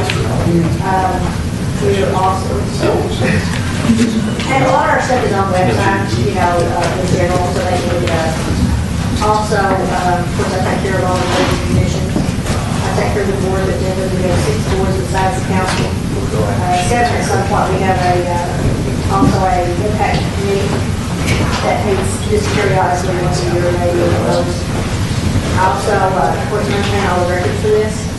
They do have secretary boards, I have the board secretary, the zoning board, the investment, so I take care of their minutes. Also, of course, y'all, of course, the paper and the electronic. And also, You do a lot. well, that doesn't look like very much, but, and I try to answer any questions at the end of the public, if I need it. I can send it to the right department. And how many years you been here? I've been here 12, I've been here 20. 20 years before, previous was for the veterinary, so before they know what to do. What's that? It was in the Fort Worth area, Oh, north side. And so- Never, as I joke, this is never the true institutional knowledge is right now that we have. I mean, to me, one of the value that she really brings to me is her role as a catch-all, but is Deborah amazing amount of institutional knowledge. I appreciate that. Leroy, John, everybody here. I mean, you're such an asset in that area, and I appreciate Well, that. memory's fading. And yes, but still, she helps considerably. I have to go back and read some of the stuff. I do, you know, for the most part, I have to think about when it happened, but, yeah. well, if you got some knowledge in four-legged critters, I do. maybe you can work with animal control too. I I'm sorry. I have to say that. Signing checks, you know, looking at the items and stuff, and then one of them was dog treats. And I'm like, Deborah, what are we buying dog treats for? Well, the dog treats are for the meter reader because she has to be friends with these dogs. Oh, yeah. And who would have thought? They were, you know, and it wasn't my. I mean, I wouldn't think that either. Every little bit helps, you know, when anything get bitten, I also take. Really? Well, they If let her you're in not the the yard? owner? Oh, yeah, they'll let her, my dogs are inside. The only time they're outside is if I'm outside with them, or my son, my husband. They're very protected, they will not be treated. Oh, most grab the meter. Well, and I also, One with a one. Yeah, that was always my trick, pitch tennis balls, see who goes out. I also maintain the records and take care of the workers' comp claims. Wow. So, you know, and try to help a little bit with that HR now. I mean, I used to do that previously, so. Jack of all trades. Yeah, I also Yes, exactly. am coordinator for the court again. Okay. And also oversee the staff. Yeah. I have a few things I do. Well, just a few. Well, it's okay, it's okay. Let's keep me in trouble. On my budget is pretty basic each year, truly. I don't have any big ticket items. The only thing here, I'll do like, my election supplies is going up 500, and that kind of varies on the election itself. Last year it was up a little bit, more than what I budgeted because and it depends on I won't say that the advertisement, but it depends on how many, it's not a set amount like you do with the county, because it depends on how many ballots you have to print and that type of thing. And they do go up a little bit each time, but that's why I put in the extra 500 just to cover it. That is for one election. If for some reason we had to go out for any type of bond, if we had to do a bond election. Or a runoff. Pardon? Or a runoff. Or a runoff? Ours is a majority vote, unless you're tired, and you can also flip a coin for that. I mean, there is some options on that, but that's true. But you would always, I would say we would double it, just keep it in the back of your mind. If for some reason we had to do a bond election. Which in the near future could be occurring. Oh, yeah. And I don't know if it'll be next year, Yeah, another just quick question, because I know you are in charge of the Steinbach. Are you also in charge of the living history? No. Okay, just the Steinbach in the barn?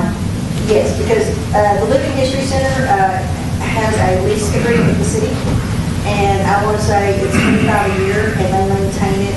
We maintain insurance on it, we do maintenance as far as the yard work, and we pay for the utilities, and we keep insurance on the building and its contents. And you take care of that? That's part of your job? Well, I just keep the paperwork.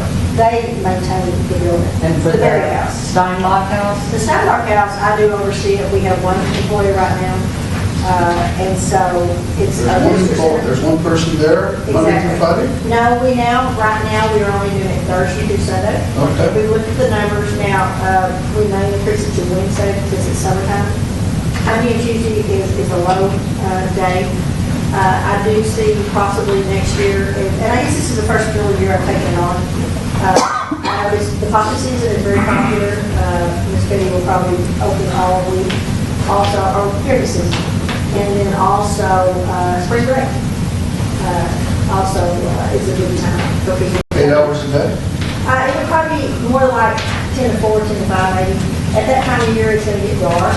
Right now, it's 10 to 4. Sundays is also, I won't say it's either 10 to 3 or 11 to 3. I'm coming this Sunday to work, so I'll have to find out. So is that budget in here? It's not in this one, it's a special fund, so it will come up later. As far as the sidewalk. It's not hotel occupancy. And it's hotel occupancy. It's not in this one? No. But this one is just mine and then the next one. Oh. Will be the report. But the only thing increasing on this one is the 500 extra for the election. But on this one, the next slide, I didn't know we changed. I'm sorry. The only thing different on this is the record management. I use it every other year. We store the information upstairs. They come in, they go through everything, they categorize it. They look at our retention schedule, which is like the states. And so we go by their statute, and then they come in, they categorize the box, they put it in the cage, as we call it. When it's time to destroy, they'll destroy for us. So that's why every other year you'll see this. If we wait too much longer than that one, it takes up a lot of space, and we don't have enough there because we're also getting ready for an auction at some point. But it keeps the cost down.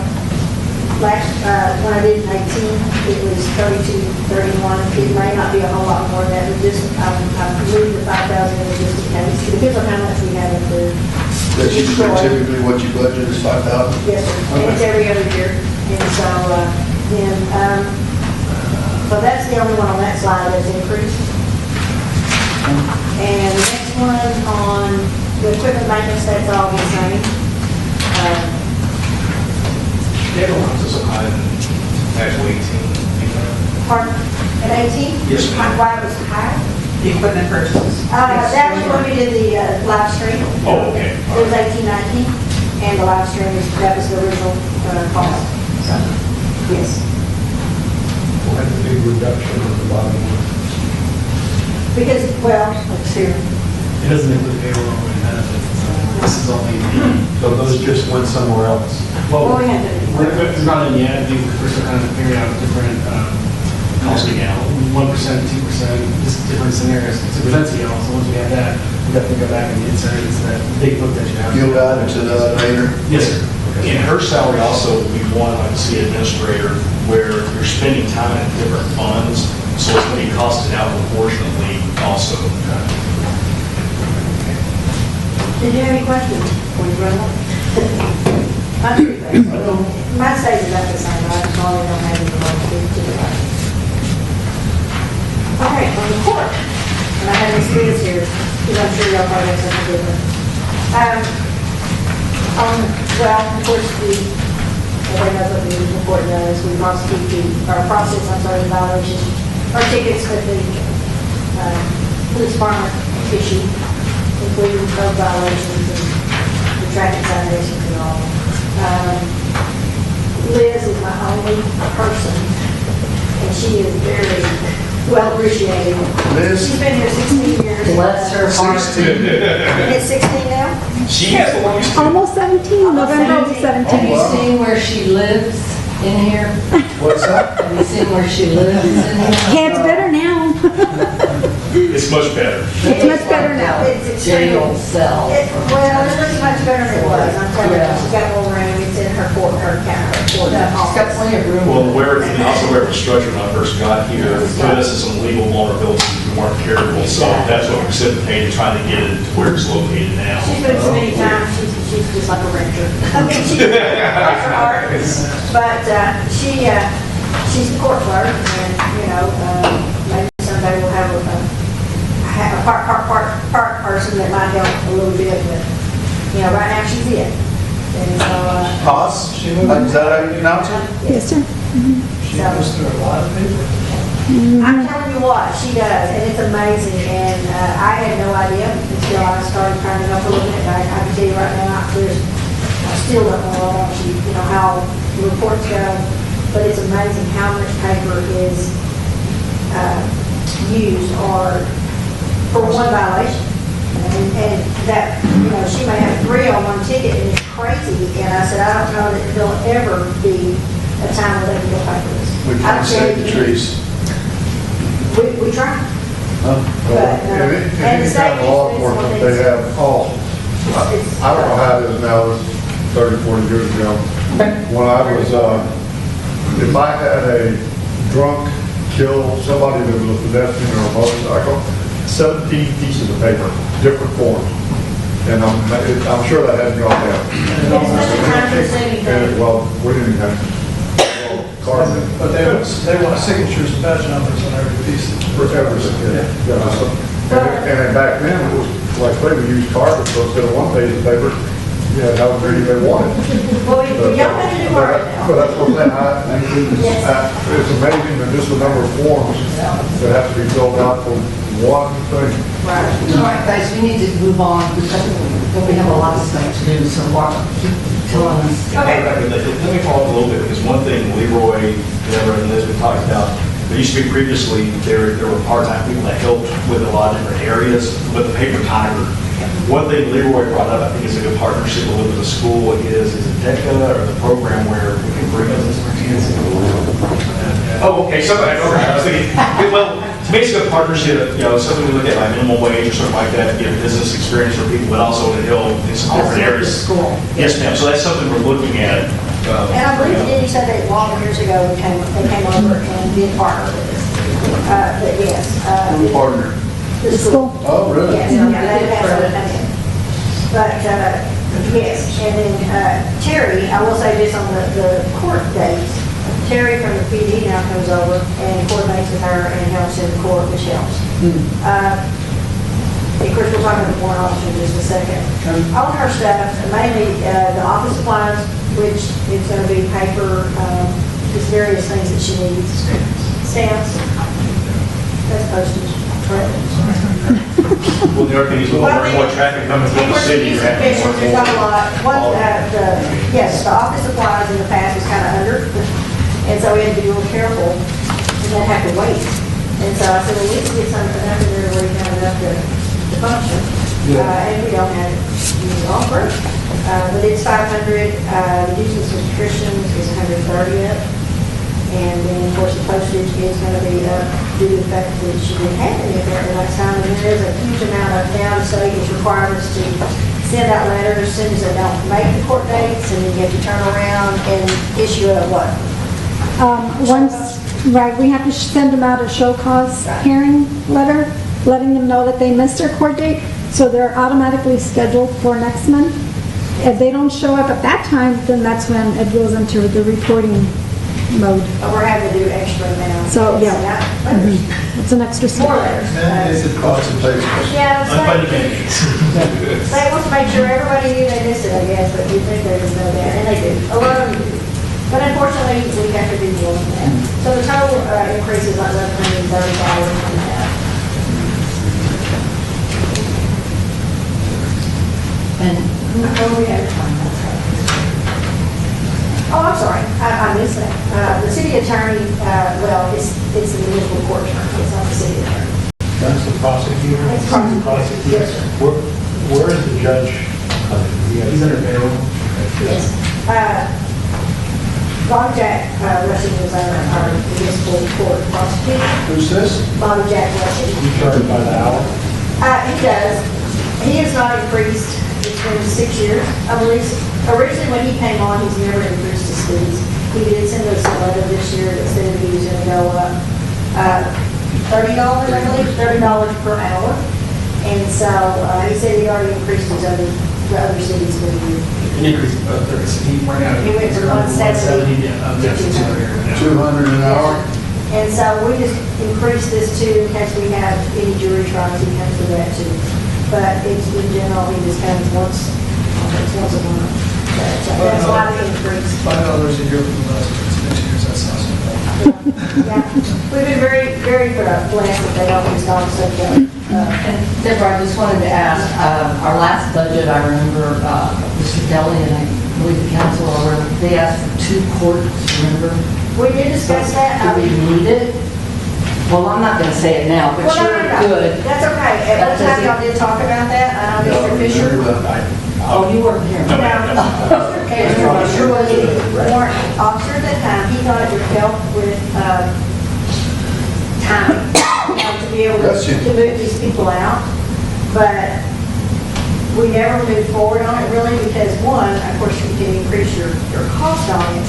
But the way the courts are situated, we would almost have to truly hire an extra person for her because with the paperwork that it's entailed when people don't show up, if you have it 2 times a month, it's a nightmare trying to send people letters saying you missed this court, you've got a week before you have to get ready for the next one. Right now, I think they move along pretty quickly. Yeah. I think we need to go back though and look at what was directed and go back and close the loop because I think this, I don't remember the details, but I know there was some guidance. And if you determine that that guidance can't be performed because of cost, Or it's not you just need to go back to the council and close the loop, so it's. Well, and I'll go back and look and see, as far as I know, there was no vote to go to council. Really? No. Y'all, it was People information. like her said, we sent Greg to look into it, so we have never heard back from Right, him. Oh, right. okay. And we can do that, we now have a full, or a part-time warrant officer, in his capacity, I know Liz gave me, as of right now, he's collected $10,871.50. And so, I know she feels like he's done really well, that's 407 warrants that he's cleared. He also helps with The sending out the letter, he puts door hangers on the defendants that have tickets here that have missed court, he'll send out That's door like my hangers. colored hangers. Yes. But he's been very instrumental in that. And then the ones that are from out of town, he'll mail out a reminder to them. This is our warrant officer. At the beginning of the year, sometime back in January, February, I remember discussing $3.1 million of outstanding warrants. Yeah. What are we now? We are at, I think it's 2, right here. 2,177,000. Knock that almost in. So we came Of course, part down. of those are, what, 20 years old? Yes, well, this one, the other one was for 5 years, so I did the same thing. I went 5 years back. Clear up farm. So then He's who's really the, working hard at You don't have it. to problem. But it's 20 years old, it's like, look, look. She said he is, and this warrant officer is the guy that replaced Fisher? Okay. And what's his name again? Wagner is his last He's a name. retired Marine. Really? Yeah. And if they moved him from the airport, Yeah. save some money. And he's over here in the police department. And so he's done really well so far. And I don't. But he don't answer to like the interim police chief? Yes. Oh, he does? Oh, yeah, he works hand in He's hand with in there, Jackson. right. Okay. He's in the same office with Jackson. Right. Okay. He works with both of us. We're like a family. Okay. He just helps us. And so, yes, we've done really well with him. Former Marine, huh? Oh, you can tell. really? And he's Most still of us there. football. Still runs marathons. What's that? Still runs marathons. Where is So they the, can't get away from him. where's the judge? Sir? Where's the judge in here? I don't see his. He's through payroll. How much is that? I think it's 11, is it 1,100 a month? I don't remember. Is it 1,100 a month, the judge? Yes. Yes. We could say that, we could cut that out. He got an increase about 5, 6 years ago, and that's the first one he's had, he's been here 20 years. Yeah, we could cut that. We could cut that totally out because it allows the mayor to be judge. You don't want me for judge. It's like, sorry, your fault. That's the way to cut costs. I mean, seriously, there would be no discussion. Yeah, sure. But, and someday, if we get large enough and we want to go to the court of record, you have to use another attorney, which would help because he already is here, and that would be something in the future. But other than that, we're pretty small. You guys need to come in and see them in court. Interesting. Oh, what's that? I've had jury duty. 5 times after I retired. Well, we got 3 times for the county, twice for here. Okay, let me go back up there. Okay, and I also need to ask, when are you guys going to be available for our final workshop or our semi-final? or He's out there working at the utilities on his own, it's gonna take a while to do it. Water, It's a big one, yeah. the airport and the community development, and then sitting right there. So how are we going to divide them? Two? Maybe 2 weeks or 2 days. So we put it You guys want to do utilities, it's huge. I'm fixing to leave in the morning and I won't be back till sometime Monday, and my wife has a biopsy scheduled for first thing Tuesday morning. And I don't know how long that's gonna take. So Monday afternoon? Sir? Monday afternoon? Honestly, I don't know because the tournament, the championship game is on Monday, and I'm 7 hours away. I'm gonna be out on.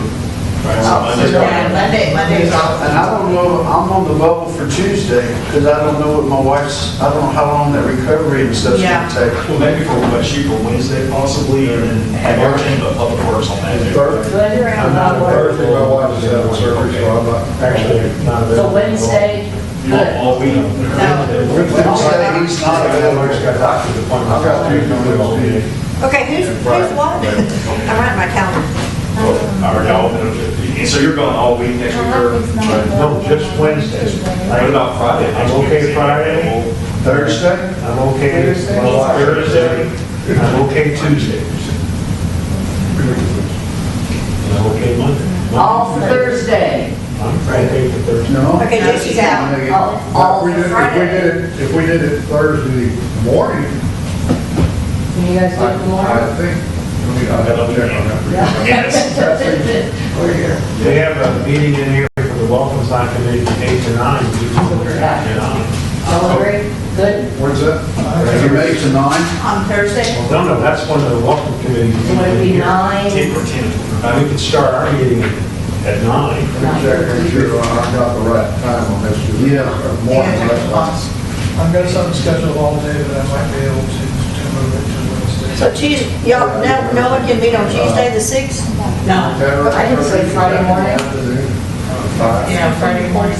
All right, how many for Friday morning at 10, 10:30? 1, 2, Hold on, 3. he's talking on the phone. He's out, I think. We'll try to set up another workshop. Okay, Bob. I don't either, but they, okay, all right, thank you. Bye.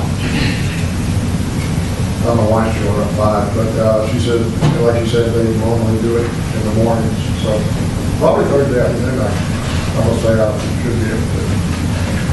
What about Friday morning? Right, yes, totally ready. Okay, Can do I it. have another conflict on Friday that I can probably work around it. As far as I know, Friday would be fine, Thursday afternoon would be fine too. What time Friday morning? As early when it's be 9 o'clock. oh, we have, after his meetings. He's got a meeting from 8 to 9? Friday or Thursday? That's Thursday. That's Thursday. Oh, that's Thursday. 9:30. Friday? Friday? That work? If y'all have anything on the agenda that day, bring it to me. I'm sorry? I'm doing an agenda that day, so y'all bring me your stuff if you have an item Oh, before. Is there any possible way we can plan for the next week for utilities? He's back in school already, right, on that, effective the The 12th? 12th? Yeah, The week of the I 12th. can probably be, I can be here by, let's say 4:30. All right, so the week after, when can you guys, let's do it now, please. So you need to be here, it 15th is a good needs to be day. 4:30? I can get out here by 4:30. All right, what days 4:30 for you guys? 15 and 16, both of them good days. Good? So they already got a meeting on the 13th. We have a council meeting on the 13th, we may have a town hall meeting, we may have a town hall meeting on the 19th, or I'm sorry, the 20th. So, 15, 16, which one? I thought both. Both? Schedule. You want to ready? Can y'all do it? And then it'll be done. So the 15 and 15th, I've got it 16? all day, 16th, I'm open. Okay, so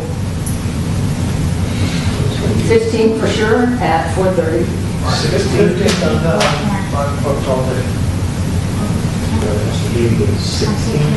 16th at 4:30. so you're doing it Thursday at 4:30 and Friday at 4:30? Is that correct? If it's afternoon, if it's 4:30 on the 15th, I might be able to make that. I mean, I'll be tired, worn out, but I'll be here. All right, so so where are you gonna make it for? Thursday? Thursday at 4:30? can you do Friday so we can just wrap up? Thursday, 4:30, Friday, 4:30, right? Well, you know, if possible. Okay. Then it's all fresh in your mind. So we're good. And then we're done. Wednesday and Thursday, right? Thursday and Friday. Thursday and Friday. Friday, 4:30. I'm sorry, Herb, you have a question? Yes, this has been very informative, this format, I like it. But somewhere along the line, you've got to put a budget in front of us. Yeah. You just got to have time to talk about Well, it. that's why we're going to wrap it up Friday. Just please don't push us up against the wall and not give us the budget. I know you're working on it as fast as you can, but I'd like to take it home, study it, and be able to come back and talk, because that's what we're going to vote on. Right? And it should be Friday. Next Friday, That'd be great. they're ready. Well, and the one thing to keep in mind, pretty much, I would say within, by the end of the next 2 weeks, we'd have a proposed budget. So you're going to have close to 6-7 weeks before you shall have it adopted. So, I mean, our goal is to keep our attention on it. We don't want to, believe me, we do not want that keep out of the corner. That's not. I agree with you, Rob. We got these things, I want to match this up with what they're showing up, and, As long as we get all the departments together, so there's no questions that are left unanswered that come up during the actual budget money part, we're good. So if we wrap it up on Friday, then we'll have those numbers and we work with it. Okay, let me clarify, make sure, okay, that I wrote on my calendar. So we're having the next one on Friday, the 9th, correct? At 9:30 in the morning? Okay. And then we're having another one on the 15th at 4:30. That's a Thursday, and then the 16th at 4:30. And somewhere in your agenda, what goes on, we have the night, what? That's what they said. 9:30 a.m. Yeah. we have some time to discuss sales tax. We're just getting in the hot, that's all gonna that be, kind of stuff. everybody got one. What we're anticipating, the changes on sales tax, property tax rates, we need to have those kinds of Well, discussions. he and I have just been able to get to the revenue portion, and we started looking at it. We did receive, positive news, the taxable valuation did increase, I think approximately percent of that. Yeah, about approximately 20 million, so I mean, at least it's going in the right direction, obviously. The mayor's told us that she wants not to raise taxes. We need to see if we can do that. Well, they promised this budget wouldn't Well, accept consumer price index. Well, the one thing that we'd be looking to do is, utility rates, looking to do the CPI adjustment, because part of the challenge that you face, every time you go into the motor fuel pump, those prices have been increasing, and all your pipe is petroleum based, and I mean, there's impact. If we don't adjust it to the CPI, you're just going to jack it up even more later. So that's the one thing I really would like to, Amen. That's what they're promised. that's our goal, for sure. Our first workshop is Friday, August 9th at 9:30. Yes. And then the 15th, 16th in the afternoon. And The other thing is, sorry, we've got a little gap in between the meetings. That gives he and I a little more time to work on it too. And can you tell them what it'll be in case they want to bring their past budget or something? We're gonna, Friday will be what pieces, what departments? Well, hopefully on this next Friday, or this next Friday, 9:30 would be airport, community development, city administration. There's one of the small one, and then we'll leave John for the 15th at 4:30 on Thursday. That's the utilities. So Okay, that'll be the all last one. right. So, and hopefully on Friday, or on the 16th, we can actually discuss revenue and. Does that work for you guys? We had a discussion about capital investments. We need time to talk about those individually. Leroy, will you email those agenda items out to us each? I didn't answer that. You can just tell us what dates we're coming up. Yes, sir. We can review those, thank you. Yes, sir. And we also have to have a draft budget out at a certain period of time legally. So you're going to get it. We have to do it within 30 days. On a study of the record. Well, and part of the challenge of generating this budget is just not making excuses. It's just a lack of institutional knowledge in the backup work we have. The proposal budget is not high quality. And that's what's putting us under the gun. I mean, even not lack of, you're being nice, but there's funds that we couldn't follow the line items, the transfers as we discussed. They put in a lot of work, these guys, so you have to appreciate and have a little patience. They had to go trace stuff. Nobody knew where or what. No, there is no. In the airport meeting, we need to discuss transfers, please. We need to understand. Okay, so we're going to adjourn, and we could recess, and we're going to the police department first board. And if we need to, we will reconvene, but I don't think we do. And what time are you recessing? Me too. 4:30.